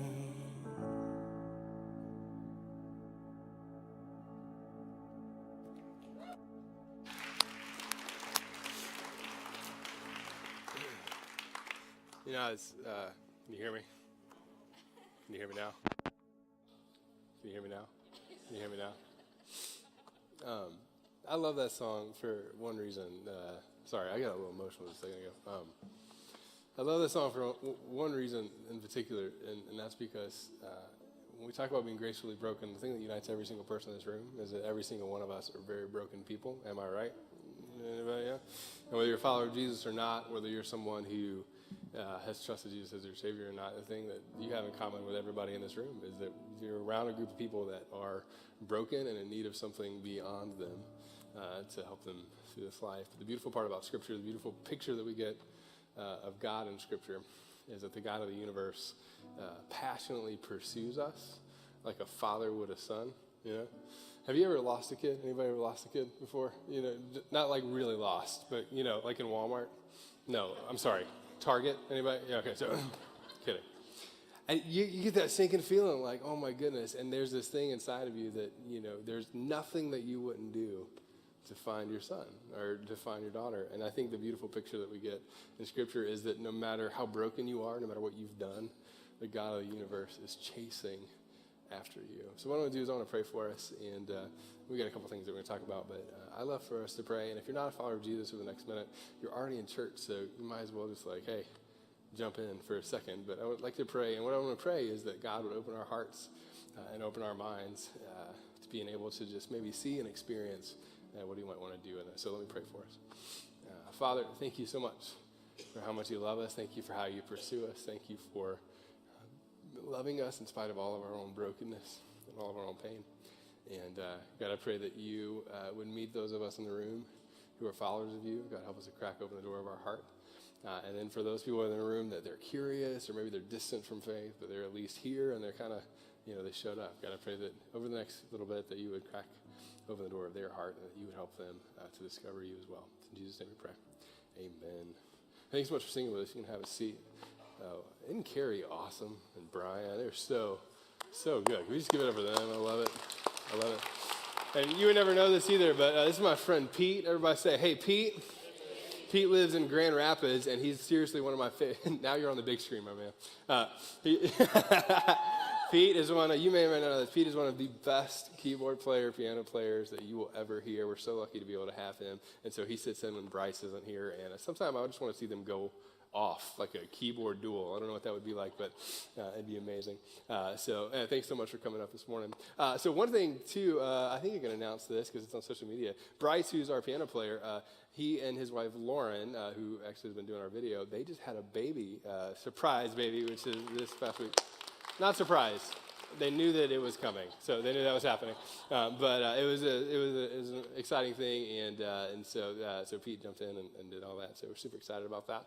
Hey, a couple things real quick. If it's your first time here, we're so thankful that you're here. In fact, we created this place with you in mind. We want this to be a space where you can come and discover faith and ask all your questions and have all your doubts and do all that sort of thing. But we would love to just do that with you in the context of community. So we love to just connect with people who are new or have been attending for a little bit. And so if you would, in the seat in front of you, there is an orange card. I'd love if you would, if you're newer to our church, maybe pull out that card. On that card, we just ask for like your name, email, and maybe a phone number, however much of that information you want to give. But we would love to connect with you and answer any questions you have about our church. And then one of my favorite things is underneath that, there's a space for a note. We would love for you to write a note to a teacher. And so what that is we used to give mugs to everybody that was new. Like you got like a new coffee mug, but then we just assumed you already have coffee mugs and you already like your coffee mugs. And so we actually took that money and are actually placing it to our local school system to help in one of Traverse Heights, which is the school that we partner with here. And so super excited about that. But if you want to, you can fill out the card. You can write a note to one of those teachers. We would love for you to do that. And we're going to actually, at the end of December, just give all of these notes. We've collected, probably close to 100 already of these notes and just give those out to the teachers. So we'd love for you to do that. The other thing I want to let you know about is if you come to Kensington, you may not know or feel this week in and week out, but you're part of something that is is so much bigger than even what's going on in this room. So you are part of an organization that is helping to connect with people all over the world. So we're able to reach a little over 500,000 people all over the world just because of people like you who give and you show up and you do amazing things in that. And so one of the things that we're a part of is bringing clean water to Kenya. And so we've got a little video that actually highlights and shows a little bit about what we're doing over there, and when you give here and what you're part of on the other side of the world, that maybe with people that you may never even meet. So let's watch this video together.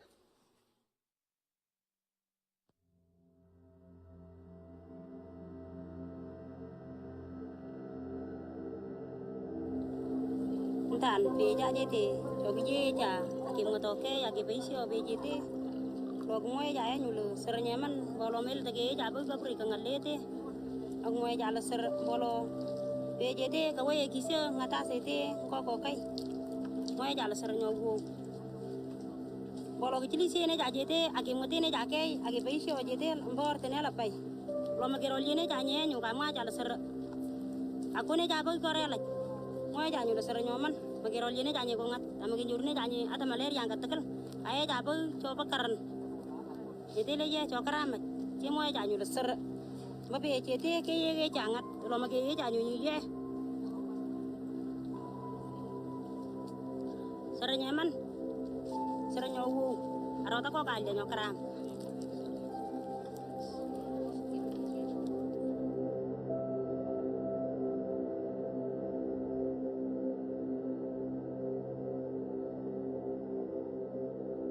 So watching that again, takes me back to the very first time that I waded out into one of those pools of water with goats and cows and children drinking, and thinking of the runny noses and the mucus around children's eyes. And there was joy, but there was sickness everywhere.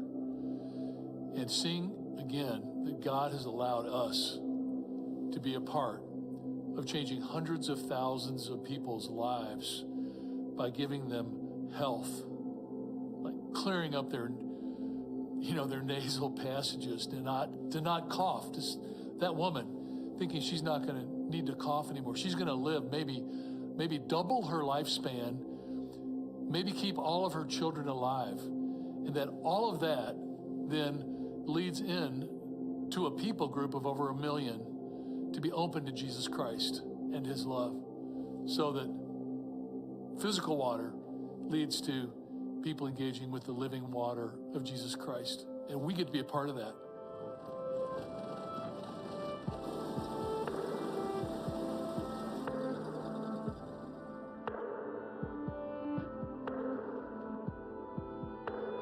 Thirteen of us got to travel to Kenya at the end of July to visit with the Pokat. One of the villages that we traveled to, our experience was to actually walk the path that they walk to get water every day. When we got to the village, we met at one of the homesteads, which would be where some of the families live.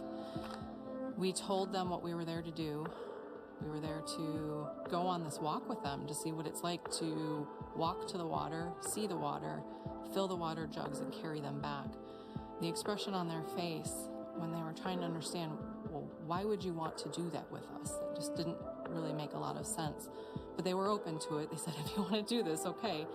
So they asked each of us to pick a partner. So there were these women standing there with their jugs, and we all just kind of walked up to find the woman that we were going to walk with. So then we started on our journey.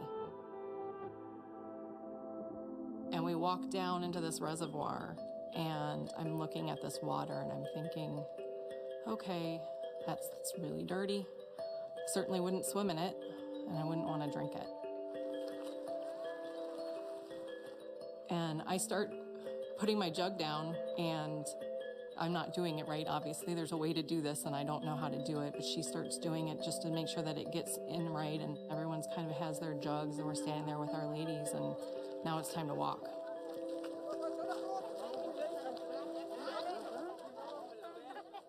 I couldn't imagine doing this every day. She does it with the baby on her back and this on top of her head. I will be honest with you, this was less than a mile that we walked. I felt like we walked 5 miles. It was hot. It was heavy. And knowing that they do this day in and day out. And during the drought season, when this reservoir is dried up, they have to walk 10 miles one way to get to the next water source.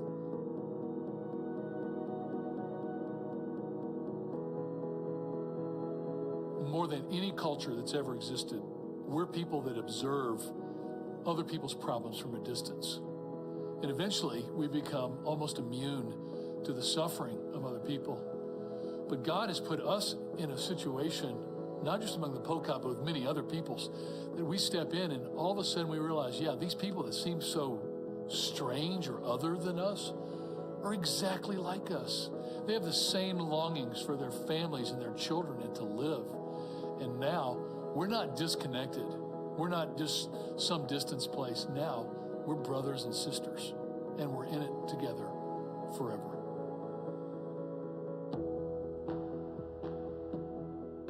So the process for a community to get a well includes initial meetings with them to understand, what's going on in their community, how far they're walking, and do an assessment. There is also the process of trying to figure out where is the water. We have geologists that look and try and figure out where we're going to drill. Through the whole process, the Pocat community is brought in as part of it. They really want to make sure that they're taking ownership of the entire process. Once that community now has the location of where the well is going to be and the pathways to get there, the rig is brought out. The rig starts drilling. This could take multiple days. It really just depends on the terrain. It depends on how far they have to drill to reach that water. But when it starts getting there, they can get to a point where they kind of know when they're going to hit that water, and that's when the community starts to come together and to try and be a part of that experience of hitting that water.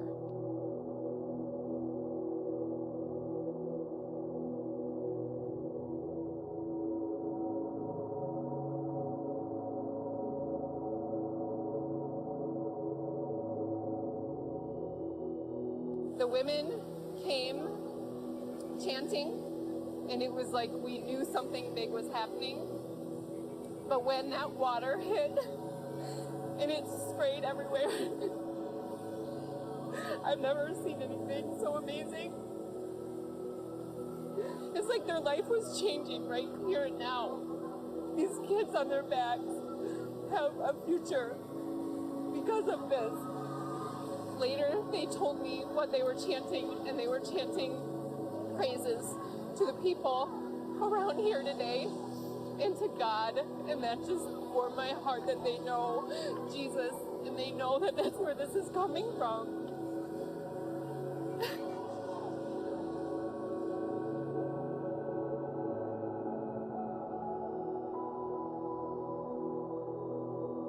What's important for everyone to understand is the difference that we're making at Kensington, the difference that the Hope Water Project is making in lives. When you think about the 128 wells that have been dug since we've started this project, the over 250,000 people that have access to clean water, each one of them has a face, each one of them has a family, each one of them has a future, because of what Kensington and Hope Water Project are doing.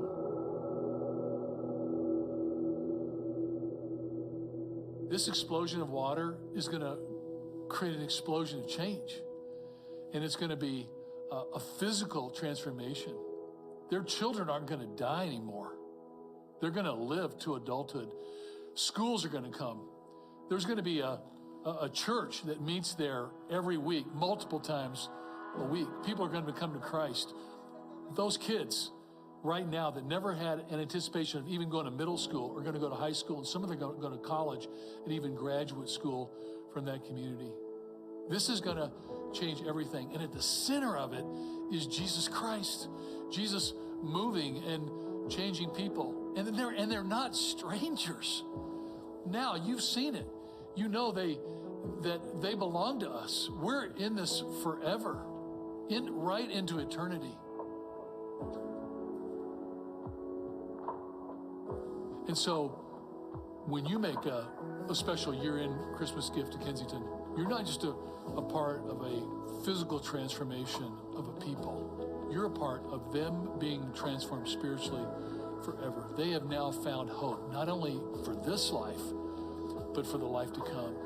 They are finding a purpose. They're seeing Jesus Christ move in them. And what's amazing is they're now moving out to other tribal groups around the world. So when you make your gift, Jesus is pouring through you, and you're a part of this. And I want to thank you for stepping into this with me once again.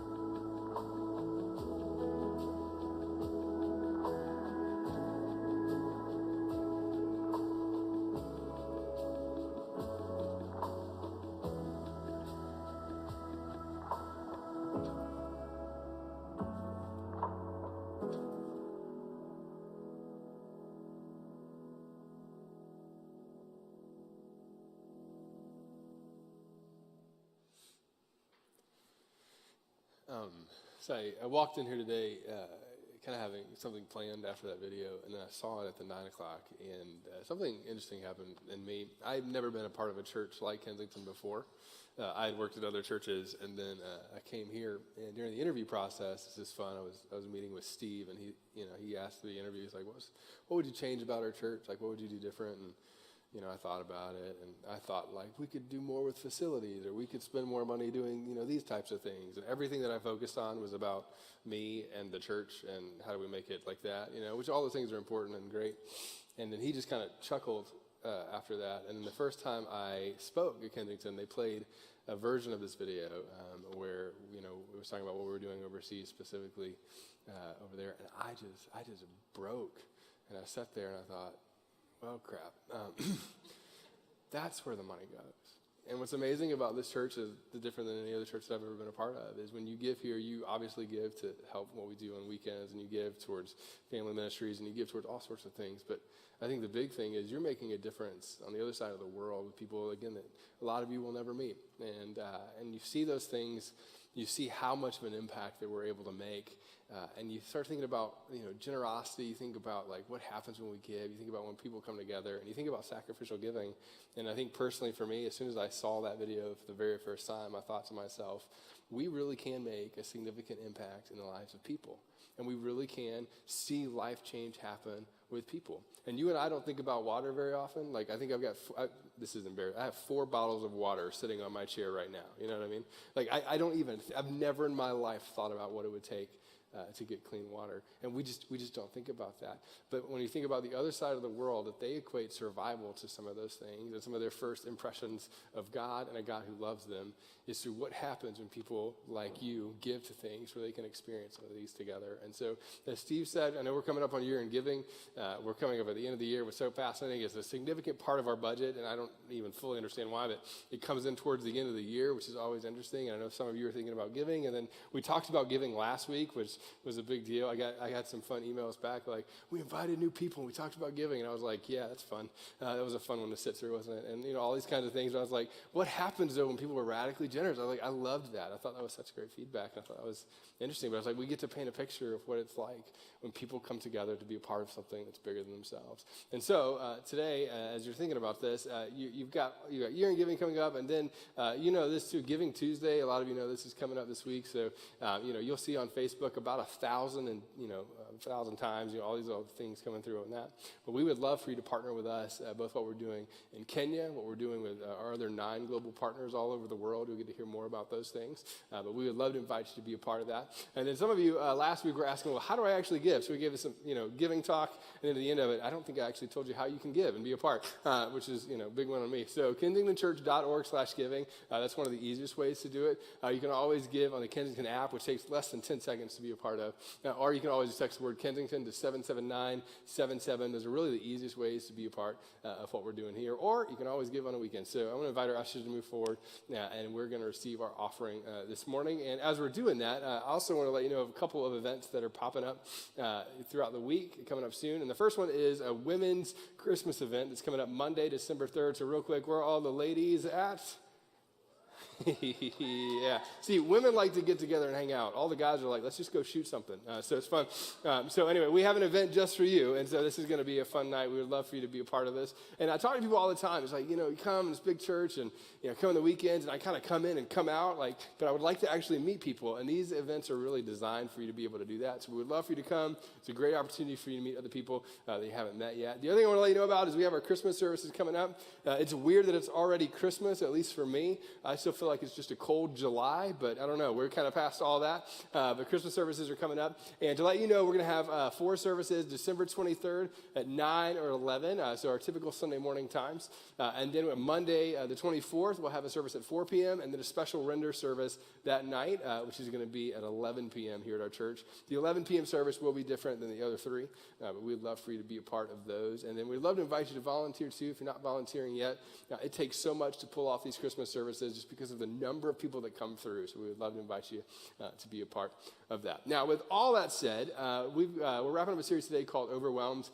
Several months ago, I started thinking about, what would I love to talk about in the fall? And so naturally, we picked politics. So we did that. So we talked about politics a few weeks ago, and you all came back. So thanks for being here. And then we've been doing this 3-week series on being overwhelmed. And part of that is because everybody I talk to, it seems to feel like, hey, we just feel this sense of being overwhelmed with some part of our life. And so today we're wrapping up that series. We approach our messages kind of like a Netflix show. So you're in episode 3, just kind of wrapping up the whole thing today. And we're super excited about it. Now, before we jump into the talk, Mr. Brian Jackson, come here. Everybody say, hey, Brian. Brian Jackson, your beard's growing back, which, it's exciting. If you were here last week, he didn't have a beard, and he used to have a beard like Duck Dynasty, but, we're past that, which is great. So here's a cool thing about Brian. Brian's an amazing singer. He's an amazing worship leader. The other thing about Brian that's also interesting that you may or may not know is Brian can actually rap. How cool is that, right? Really cool. Yeah, well, we'll see, right? No, I'm just kidding. I think it's really cool. So with that in mind, some of you love rap music. Some of you don't like rap music. Stay in your seat. Don't leave. Or don't go to the bathroom. Don't do that either. But I'll tell you this. Brian's about to do a song, and the song we're going to do, some of you heard yesterday, which I hate. I mean, it's kind of buzzkill, but during the Michigan-Ohio State game, they played this song throughout the day. Michigan fans? Okay, we won't even talk about it. Great. This will lift you up. There we go. So Brian did this song. It's called Stressed Out. And so that's the song. And here's what I want you to pay attention to, though. These words are so important, whether you like the style of music or not. It paints such a beautiful picture of what it looks like to be stressed out, specifically around money, finances, and then what we're talking about today with family. So Brian, take it away.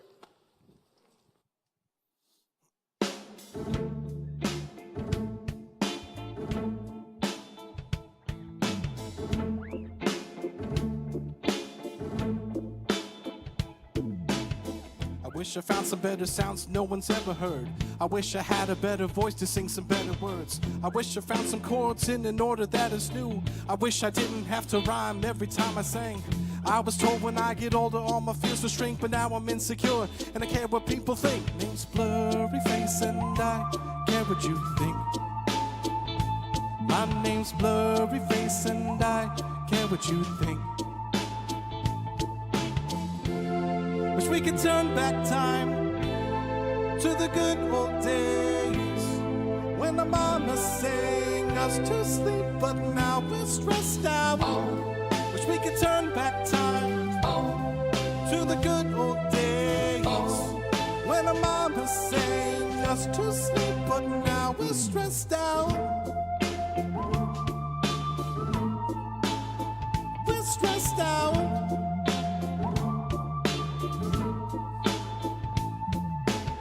Sometimes a certain smell will take me back to when I was young.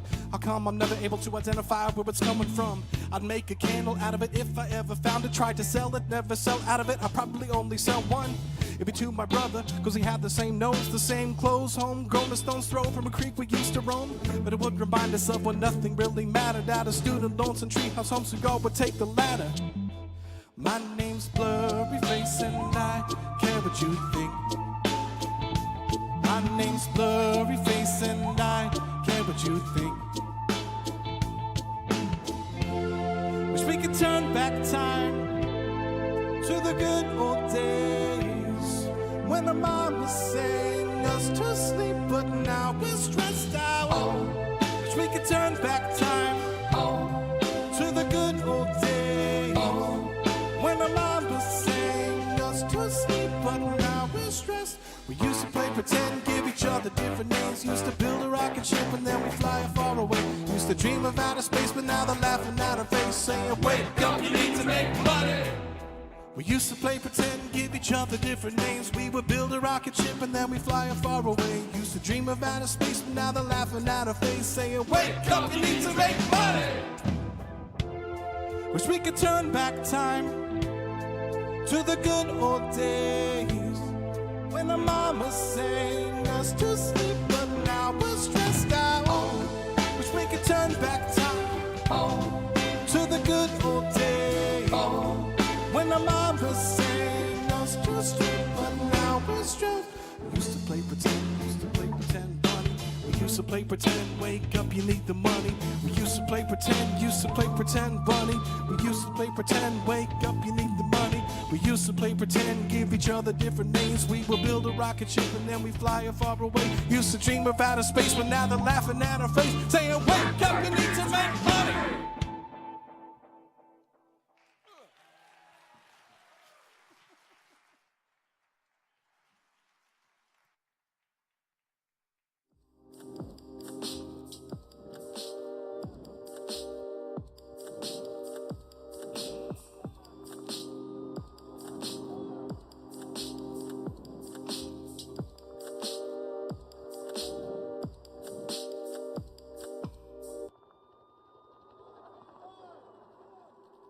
Hey, one more time. Can we get up for Brian Jackson? Was that not legit?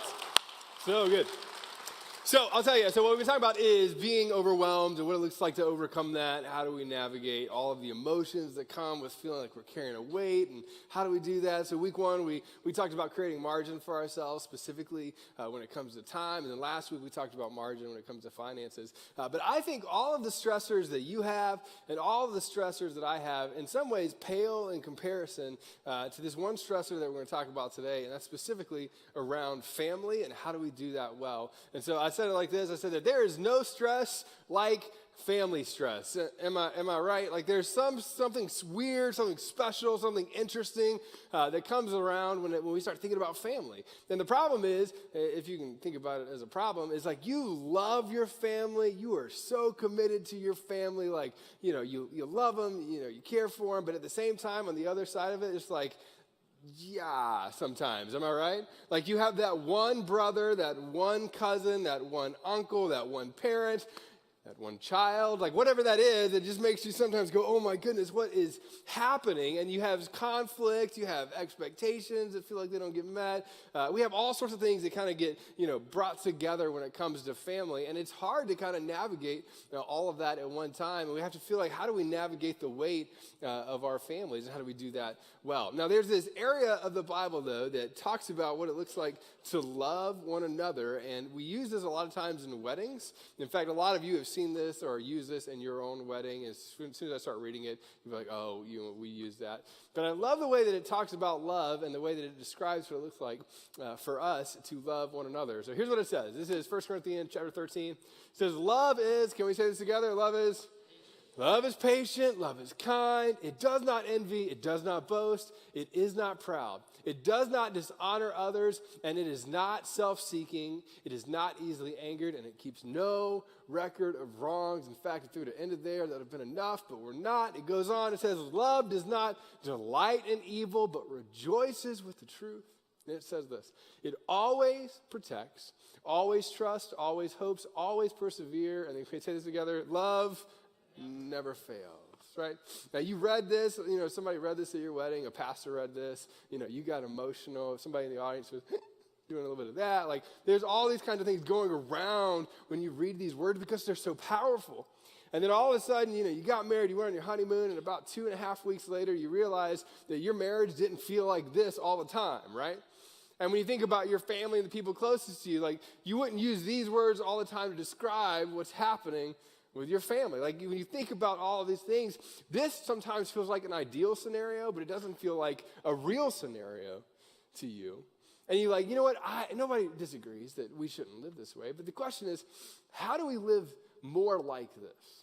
Right? How do we make this in some ways a priority? How do we become people who are not self-seeking in the relationships of our family? How do we be so committed to one another that we forgive well and love each other well? How do we do that in some of the most amazing and the most difficult relationships that we have? And so I'm going to tell you what we're going to do today, and it might feel a little bit different than typically what we would do on a weekend, but for the next few minutes, what I want to do is I want to focus on 3 particular areas around family that I think is so important for us to think about and really work towards getting right. Now, you have probably about 1,000 different stressors when it comes to your family. You have all sorts of things that make it difficult for you to navigate relationships well. So I'm not saying these are the only 3, but in my conversations with people, in my own life, in my own relationships with family, I feel like if we could figure out a way to just get better or take steps in these 3 particular areas, our lives would be better, our relationships would be better, and we would be able to experience more of the family dynamics that I think God's called us to experience. So the 3 areas that we're going to look at are 3 particular stressors of this. We're going to talk about unresolved conflict for the next few minutes. We're going to talk about uncontrolled attention, and then the last one is we're going to talk about unmet expectations. So we're going to really unpack these 3 things a little bit heavier. So the first thing we're going to look at is the idea of unresolved conflict. Now, I'm not talking about like this fight that's been going on between you and your brother over, ESPN fantasy sports for 10 years. That's not the kind of unresolved conflict we're talking about. We're talking about the kind of conflict that maybe you don't talk about anymore, that you don't even maybe acknowledge, that you've brushed under the rug, that you pretend like hasn't happened, but there is kind of this low-grade but constant resentment that you harbor and feel during seasons of your life or even like decades of your life.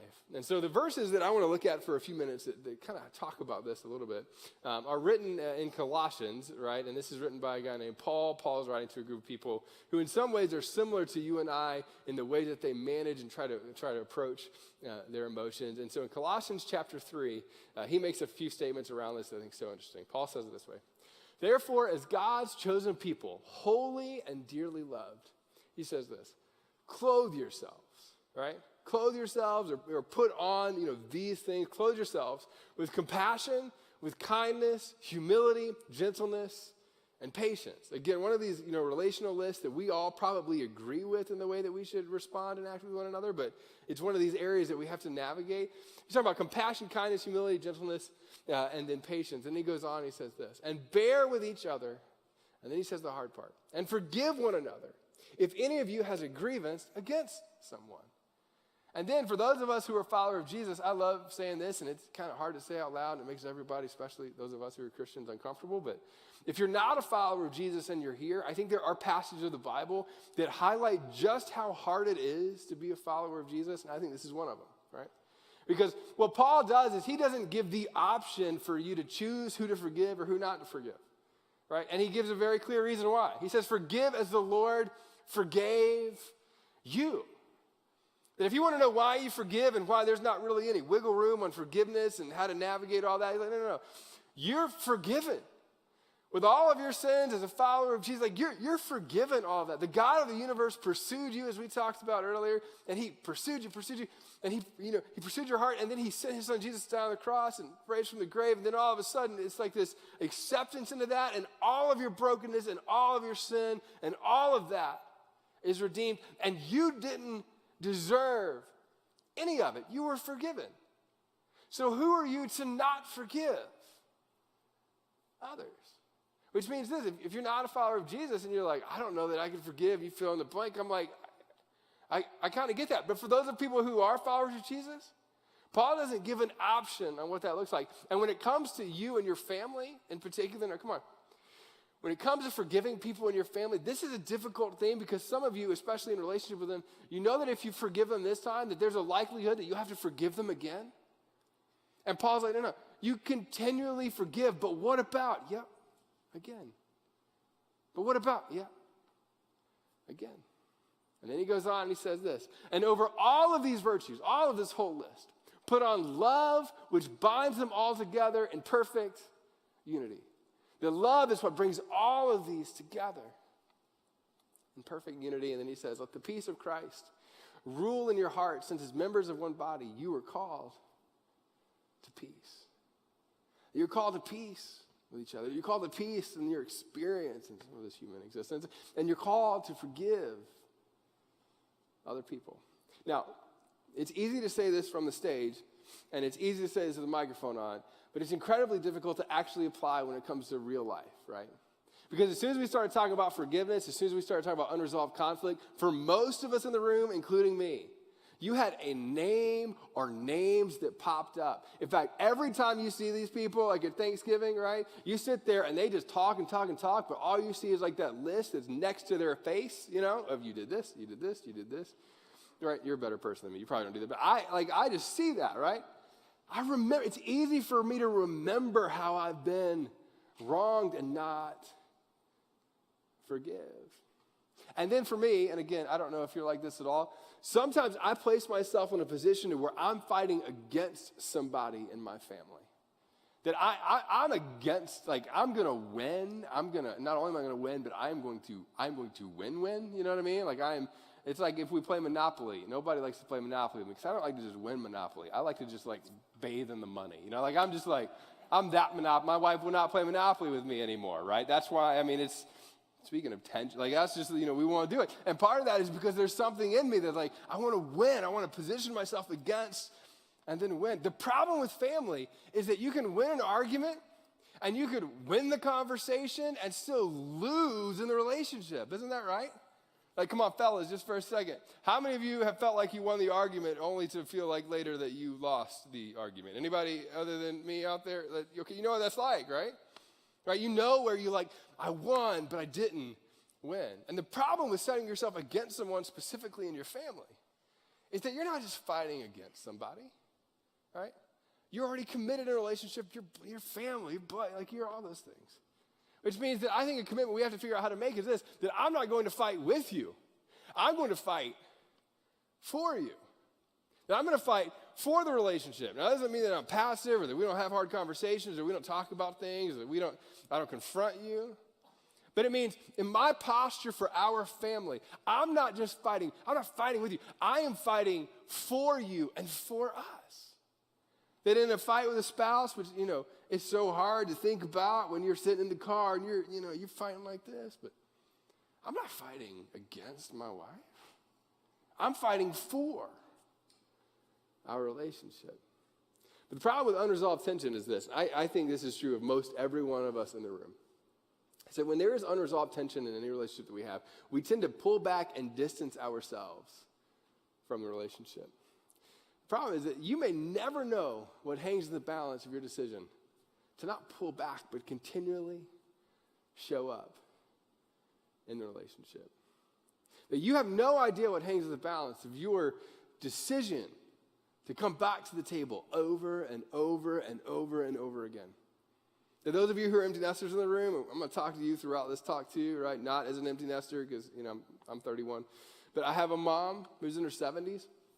And it took us time to figure out how do we have like an adult relationship. But there was a season of our relationship where I projected that I didn't want anything to do with her and distance, and I was angry and all these kinds of things. But she continued to show up and show up and show up. And all of a sudden, deep down, I wanted her to show up. Just like the people in your life want you to show up. I say this to empty nesters every time we talk about family stuff, and every single time I get flooded with emails or phone calls or conversations afterwards. But I say, like, if your kid who's in their teenage years or 20s or 30s or 40s continually puts up wall after wall after wall and distances himself from you, that doesn't mean you should stop even though the temptation is to pull away. It means you continue to lean in and show up over and over and over again. That you lean in even when it's painful, right? Even when you know going into the conversation or going into the situation that it's going to feel painful, you continue to lean in with family. You lean in even when you know it's going to be awkward, right? That you know that you're going to sit there over your chips and queso and the only sound you're going to hear is chips and queso and no one wants to hear that, right? That you lean in the conversations over and over and over again. I talk to spouses a lot and where there's a lot of tension in the relationship and, one wants to walk away and the other one, all these kind of stuff. It's like, we know that if we go on a date right now, it's going to feel really awkward. What should we do? I'm always like, you go on the date. But it's going to feel weird. It's going to feel painful. It's going to feel awkward. I'm like, you lean in. You continually lean in. Because when you lean in, there's something that happens to your heart and something that happens to your posture. And as you continually do that, something begins to change. I see this over and over and over again in relationships, right? You lean in even when it feels like it's tiresome. Like, I don't know how many more times I'm going to have to do this. How many times do I lean in to help this relationship? You continually lean in over and over and over and over and over and over again. I promise you, you'd be glad that you did. And then the hard one for me, and this is me in particular, is you lean in even when it feels uncertain. My brain works like in functional sort of ways. So if I do this and this and this and this, then this should happen, right? Which is great in like Tetris, but it's not great in any other part really of life, right? That if it's just functional, then it just works. And the problem is, no. There are areas of your life where it just feels uncertain. And that's hard for me to continue to show up. Like, how do I show up in a relationship if I don't know on the other side of this relationship that it's going to go the way that I think? What should I do? You lean in. You continually lean in over and over and over and over again. Now, for those of you who are parents, again, we're going to talk to different groups of people throughout today, but for those of you who are parents, you wouldn't say this out loud, right? You have a high school student, you have a middle school student, and I've talked to I was a middle school or high school pastor for almost 10 years. People would come in, and I was in my early 20s, and they'd sit here, and it would be a picture of this, like, a parent in their 50s, and, you know, their middle schooler or high schooler, and the students just sitting there like this, right? They pull out their phone, a little pop socket, you know, like pop socket? Is that a thing? I'm so cool. Great. So, you know, like, you have this whole moment, you know, where they're just angry the whole time, you know, and the parents like, what do I do? They don't want me to show up, you know, and they just keep going. And I remember sitting there thinking as a 20-something, I'm like, you keep leaning in. Because amongst this whole facade of like distance and don't, and I'm angry and don't talk to me and get out of my room and keep out, you know, is a child who still longs for the affection and affirmation of a parent. And kids are really good, and 20-somethings are really good, and 30-somethings are really good at like distancing and no. But it matters that you continue to show up. Some of you have elementary school kids, and you have this unresolved conflict that feel like it's constant with them, and you don't even know how to navigate that. Like, how are you that smart as a third grader, you know? And you have this unresolved thing. So I'm going to tell you something that someone told me a long time ago, and it's helped a lot of parents. I feel like it has already helped us in some ways. But your mind shifts when you begin to think about how much time you have left, right? When you see how much time you have left, you tend to do more with the time that you have now. But not only do you do that, you tend to do things differently with the time that you have now. So I'm about to ruin every parent's Sunday. Are you ready for this? Yay. This is how many weeks they have before graduation, right? Now think about that. This is TCAPS, just so we're clear. TCAPS, right? So if you have a 12th grader, you have about 30 weeks left. Second grader, 446, you know, all these kinds of things. The reason I put this up here and the reason that this matters to me so much is this. If you have unresolved conflict with your kids and you're harboring some sort of like low-level resentment or high-level something and you're tempted to pull away, what I want you to do is just stop and realize that there will be a day that they don't live in your house. There will be a day that your relationship shifts and changes. And this is how much time, roughly, you have left before they leave. The question for you is, how long do you want to carry that unresolved conflict and pull away if you have this much time left? Like, how long are you comfortable with saying the conflict and my comfort is more important than the pursuit of leaning in? From the awkwardness that I might have to overcome, sit across the case over the chips. How long? How long are you comfortable with that? So the question for us to answer is this. Does your family know and feel that you are for them, not against them? Right? Does your family know and feel that it's not like you're against them, but that you are for them? And here's how you really have to think about this. If we did like an anonymous survey with your spouse, and they could say whatever they wanted to, and they felt free to say whatever they wanted to, would they say that you were genuinely for them? Would your kids say that you were genuinely for them? Would your in-laws say that you were genuinely for them? And if not, what would it take for you to move forward in that direction to resolve that conflict? Second thing I want to talk about is this. That's uncontrolled attention. I think in the time that we live in 2018, it's such an interesting time. Like in the times that the texts that we look at were written, they didn't have iPhones. They just didn't have it. So there's no verse in the Bible that says put away your iPhone. That'd be great. I would use it, but you can't really do that. And I am very pro technology. I'm wearing an Apple Watch. I have an iPhone and my iPad. I don't know why I need three, but I got it all, right? So I love technology, right? I love it. The interesting thing about your attention, though, is it's a commodity that you don't have an infinite supply of. And because that's true, when it comes to our relationships with families and when it comes to our relationships with one another, we have to figure out how do we manage that well. And one of my favorite passages in all the Bible is found in Proverbs, and it hints at this broader, more general principle of how we navigate our lives, specifically when there are temptations that could be set before us to derail us. And if you have never heard this before, I'm so excited that you're going to hear it. And most of us have heard it a lot of times, and I hope you memorize it. So we're actually going to read this together, right? This is Proverbs 27:12. Can we read this together? Does that work? Let's do it together. The prudent see and take, but the simple keep and pay penalty. I love this. Because it says, the wise among you will look out in front, look up from their phones, and see the danger that lies in front of them. And not only do they see it, but the wise ones see it and take refuge. Create systems in their life that allow them not to experience the regret on the other side of it, but create systems in their lives that allow them to experience what it's like to not fall in to that trap.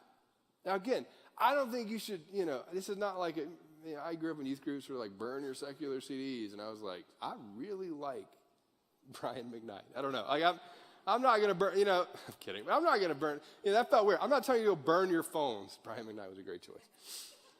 I'm not telling you to do that at all.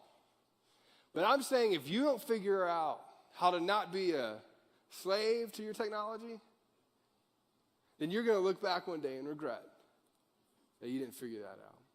So the statement that I put in my notes was this: we will never regret the time that we chose to be present with family. You'll never, ever, ever regret that time.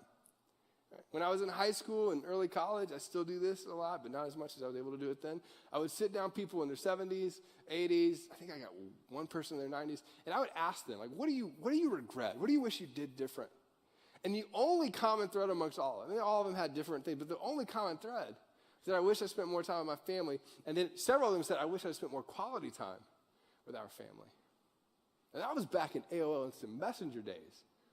That's not even the days that you have now. Like, think about, like, when I'm asking these questions, that's when that was going on. Now think for a second. I want you to, just for a second. Some of you have no idea, not how much time you spend with your family or around people that are important to you. You have no idea that you're not fully present when you are there with them. And so I said it this way: until you take responsibility for your attention may take away from your responsibilities as a father, as a spouse, as a parent, as a son, as a daughter.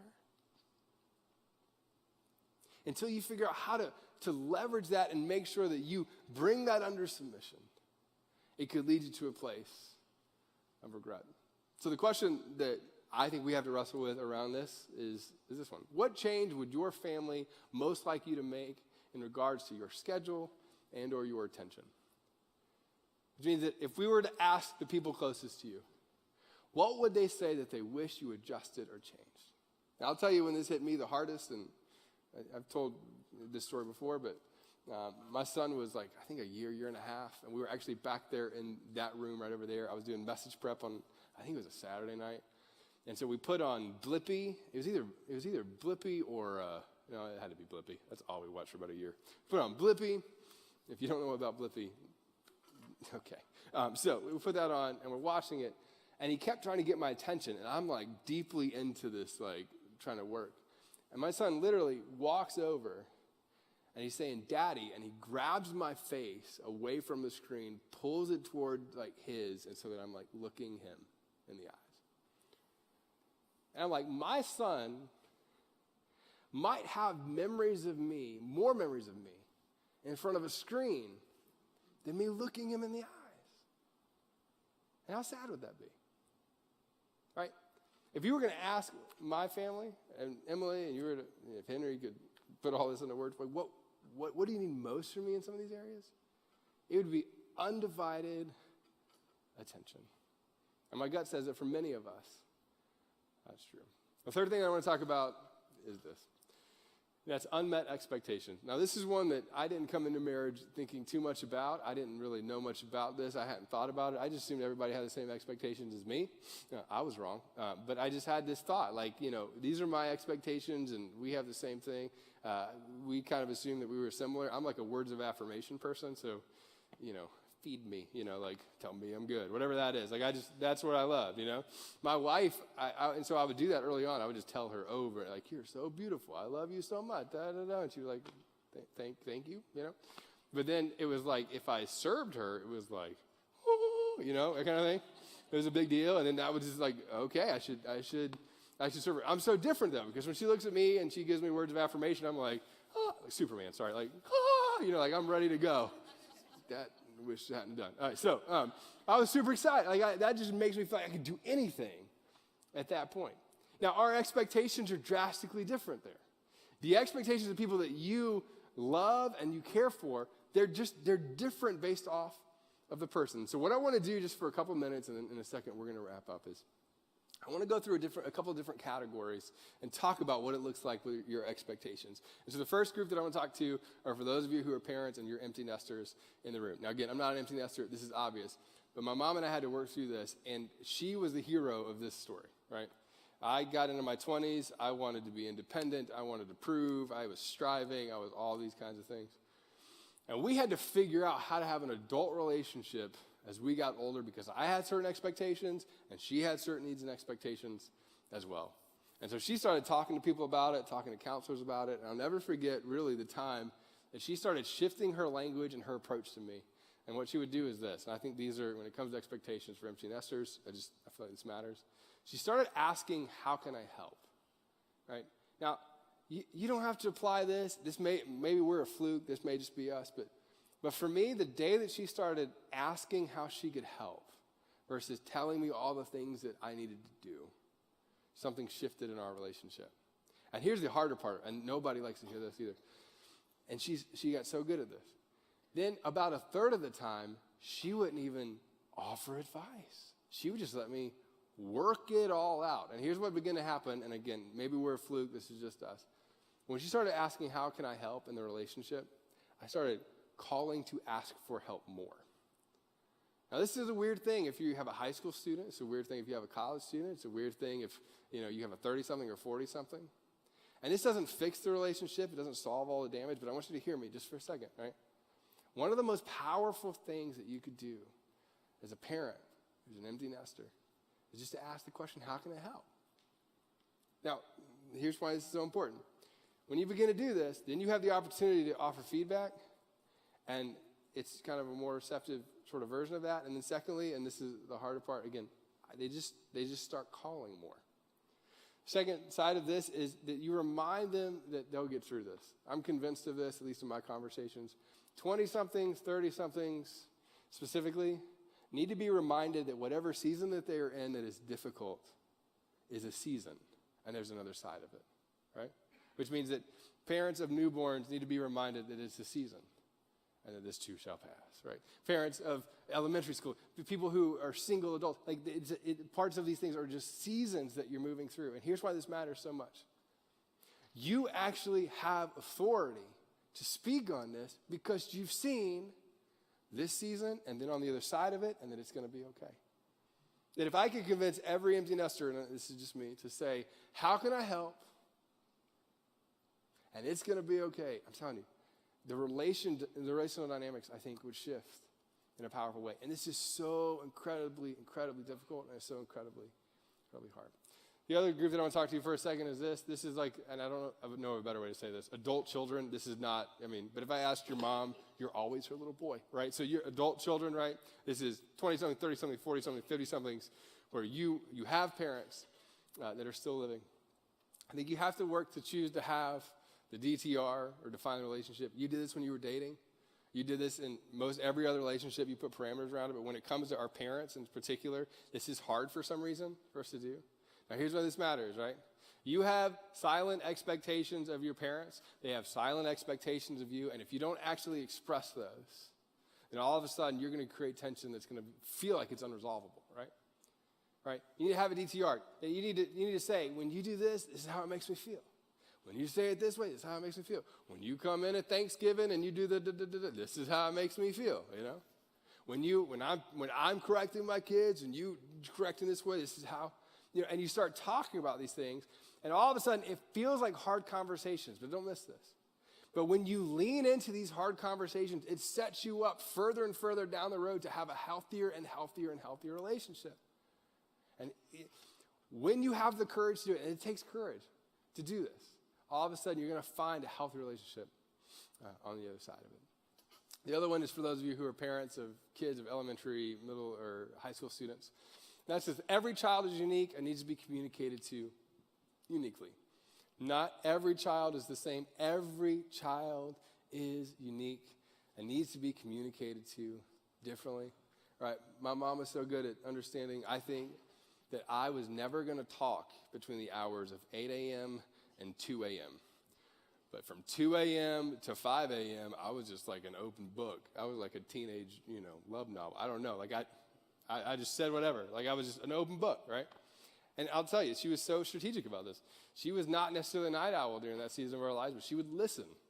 And I'd come in after whatever breakup had happened or whatever letdown or whatever was going on, and I would be open about it, and she was ready. Right? Some of you have kids that you need to sit there for 30 minutes and talk about, and don't miss this, their feelings before you can ever solve a problem. And some of you are like, I don't want to talk about middle school feelings for an hour. But when you learn to do that, right? Another pastor in Atlanta, I love this, he says, at one point, I knew that if I could just listen to 2 Taylor Swift songs, at the end of the Taylor Swift one, the second one, then all of a sudden we were primed and ready to talk. That matters. When you become a student of your kids to that level, all of a sudden the relationship will change and you'll be able to have better conversations. And the last one is this, and this is for spouses, and then we'll wrap up in a second. The silent expectations are the enemy to healthy and happy marriages. All right, silent expectations are the enemy to healthy and happy marriages. And we haven't been married all that long, but I've met with so many people that on this side of their marriage, where they're like either on the verge of divorce, there's affairs happening, all these kinds of things. When you begin to backtrack towards the beginning of all of that, and don't miss this, there are unmet expectations that were just simply never said. And you're like, well, it's not a big deal. But in your heart, you're like, but if you would, And then that builds and it builds and it builds and it builds over time. Again, it takes courage to have these conversations. But you've got to be willing to look at somebody and say, hey, right, wrong, good, bad. This is how I feel, and this is my expectation of our relationship. I want to talk about it. I could be wrong, but this is what I think. This is what I feel. And then here's the crazy part. Then you have to listen to what the other person says. And the other side of that, they express the same thing. And some of you are like, I'm not going to have these feely conversations. And I agree with you. So what we did in our relationship when we were engaged, we do something called Monday dinners. I'm not the most feely kind of relational person. Maybe my wife would say this is a date. I think it's a meeting. But however that works, this is what we do, right?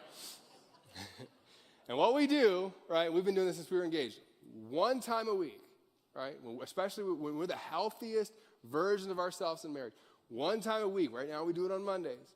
We sit down. When we were engaged, we'd go get froyo, and that was our dinner, and we would sit there, and we would talk, and we would ask these 2 questions. What can I do for you this week?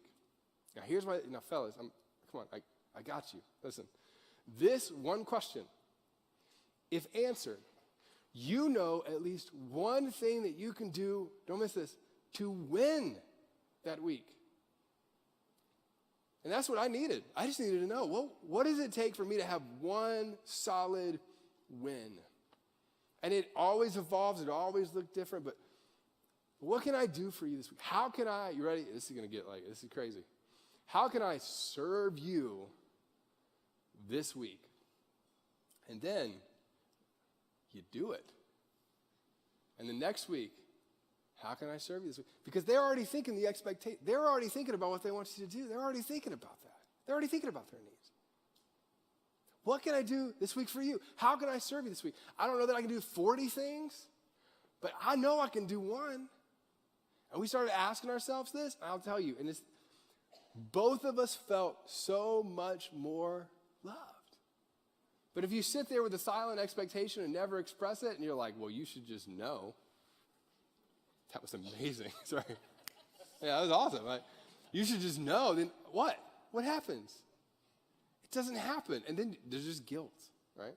Second question, and I think this is a much more difficult question, is what do you need from me that you're not getting right now? And this is a question, please don't listen, this is a question that's not hard to ask. It's really hard to answer. Because you love the person that you're with, and you already know that they're doing a ton of things, hopefully, you know. And so the idea that I'm going to be open about my expectation about what I need and I'm not currently getting, please don't miss it. It takes courage to look at somebody that you love and feel like they're doing a great job and say, but this is an area that I need you to focus on right now. But when you take this one time a week, and you multiply that out over time, over time, over time, over time, over time, the dividends for that are so incredible and make such a significant impact. So, what I want to do to wrap up our time is I want to read you the verse that we started with. The reason I want to read you the verse that we started with is it feels ideal and sometimes it doesn't feel real, but I think it is something that we have to strive for, and I think specifically in these three areas will help alleviate some of the weight that we feel. So this is 1 Corinthians 13. It says, love, don't miss these words. Love is patient. Love is kind. It does not envy and it does not boast and it is not proud.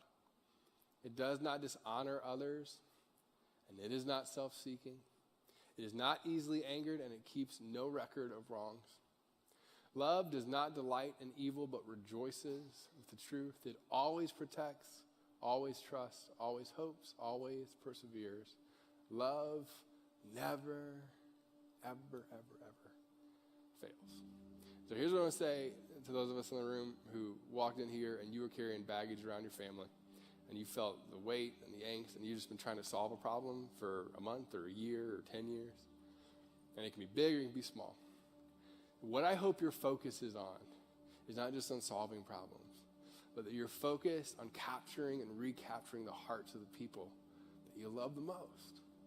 I said it this way, I said, I hope that you fight for the heart by leaning in, by being present, and communicating. So for the person who has unresolved conflict and it's been there for a long time and you harbor resentment, I hope you have the courage to have the conversation. For those of you who've just been anxious or not been able to even fully express the angst that you've had towards another person that happened years ago, they don't even know that you've been thinking about it. I pray that you would be able to approach them and resolve that conflict and release the angst inside of you. For every person in the room who has an iPhone, Android, Google Pixel, mostly iPhones, I hope that we as a generation be able to look back on our years and say we figured out a way not to be done with it, but to manage it well. For those of you who work and you work and you work and you work and your family just says, I want you home, I hope that you have those hard conversations, that you continue to show up, figure out a way to be more present. And for those of us in the room who have unmet expectations or silent expectations we have communicated, what I hope for you, and you don't have to do it our way, you figure out whatever way, but that you figure out a way to have the courage to have the conversation because it matters so much. And in all of it, you're fighting for the heart of your kids, of your spouse, of your future spouse, your parents, in-laws, and maybe we experience the family God has called us to experience. So what I'd love for you to do, and it's going to be a little bit different than the way we typically end, but I'd love for you to stand up if you would. And with this series, I've heard from so many of you that you feel overwhelmed or you felt overwhelmed consistently, and this is just one of the many areas. And so what I want to do is I just want to take a moment and pray for you and your family. And then I want to pray for this feeling of overwhelm. But before I do, I want to say one last thing. Some of you in the room, you've been coming to church or you've been attending church for a long time. And you haven't had words for it, but you feel like you've reached the end of your rope. And you're just like, I've been striving, I've been trying over and over and over and over and over and over again, and you've done everything except invite God into your circumstances. You've just not done that. You've left it all up to you. And so what I want to do today, before I even kind of pray for you, is I'd love for everybody, if you would, just close your eyes and bow your head for a second. This is just so probably people feel hopefully more comfortable. Here's what I'm asking you to do. If you're a person who says, you know what, I need to pause for a minute and invite God into whatever circumstances that I have, and invite God into all of the things that I feel overwhelmed by, right? I would love it if you would, just as a moment, for almost a catalytic moment for you, I'd love for you just to raise your hand. I need to be the person who invites God into the margin and into my circumstances. All right? Pray for you. And then for those of you specifically when it comes to family, and again, this is a moment for you, Callus, you're like, hey, there's somebody, I have a name for them. I know exactly who it is. There's somebody that I need to forgive. If you would, I'd love for you to raise your hand. All right? I just need to let this go. Yeah? Okay. And then the last one that I'm going to ask, and this is kind of odd to even ask in church, but I'd love it if you were honest with me on this. I'll probably raise my hand on this one. For those of you in the room, when it comes to technology and your attention, you feel mastered by it. And you're like, I need to figure out a way through that. I'd love for you if you would. That's me. I got to figure out how to get over whatever my addiction is, technology. I'd love for you to raise your hand if you would right now. That's you? Okay, cool. Let me pray for us. Father, you know our hearts, and you know where all of us are, and you know our brokenness and our struggles. So, Father, I pray for those of us in the room who have felt overwhelmed for a long time. We walked in here feeling a weight of some sort. God, I pray that you would help us to do what many of us just said, and that's to invite you into our circumstances and acknowledge that there's an end point to what we can do, and that we need you to enter into it and to help us. God, I pray that you would help us to have a posture of openness to what you might do, and that we would follow you in that. I pray for the people in the room who struggle with technology and being present with other people. God, I pray that you would give them the courage to set up appropriate boundaries and figure out how to navigate that, put it away at the times they need to put it away. God, I pray that we would not be mastered by anything, especially that.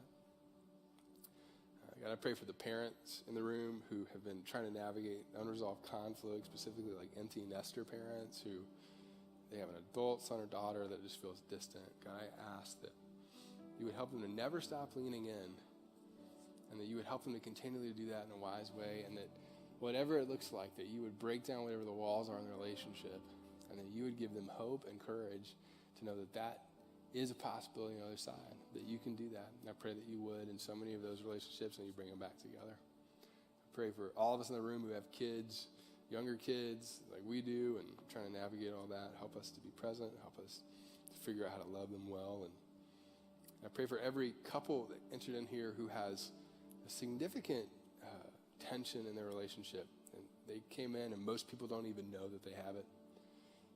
God, I pray that you would help them to continually come back to the table and never stop leaning in, even when it's hard and awkward and difficult. And God, I pray that you would remind them that there might be a day that they look back, and even though it's a difficult season, that it is a season, and you would help them to be wise in how they manage it, how they love each other, how they forgive each other through it, and that you would miraculously bring people back together. God, we love you so much. We thank you for all those things. In Jesus' name we pray. Hey, thanks so much for being here today. We're so glad you decided to join us. One quick thing, if you have kids, which we're super excited about, we have an event for you and your family. It's an Advent event on the other side of the building in K-Kids. We'd love to connect with you over there. It's happening right after service. And then if you're brand new or if you like more information about our church, we have the hub out in the lobby. We'd love to connect with you out there. Craig Lang is actually going to be out there. I'm super excited about this. You saw the Kenya video. We're actually taking a trip to Kenya, and we'd love to talk to you about that in 2019. So if you're interested in going to Kenya, actually seeing what you just saw in the video, head out to the hub. We'd love to connect with you out there. Thanks so much, guys. We'll see you soon. And thank you so much for watching online. We're so glad you decided to join us today. We hope you enjoyed your experience with us. I want to let you know that if you're not following social media yet, that's one of the best places to find out more information about our church and all the stuff that's going on around here. We would love to connect with you in one of those areas. And I also want to invite you live to one of our services. It's great to watch online, but it's even better to see in the room. So if you're here in Northern Michigan, we'd love to connect with you at our Traverse City campus up here. And we'd love for you to make plans for us to be here, specifically at Christmas time this year. It's going to be an amazing, amazing service. In fact, in just a few minutes, our team is about to start transitioning the stage for what's to come at the end of December. So we're so excited about that. We'd love to invite you to be a part. Again, thanks so much for watching, and we'll see you right back here next week.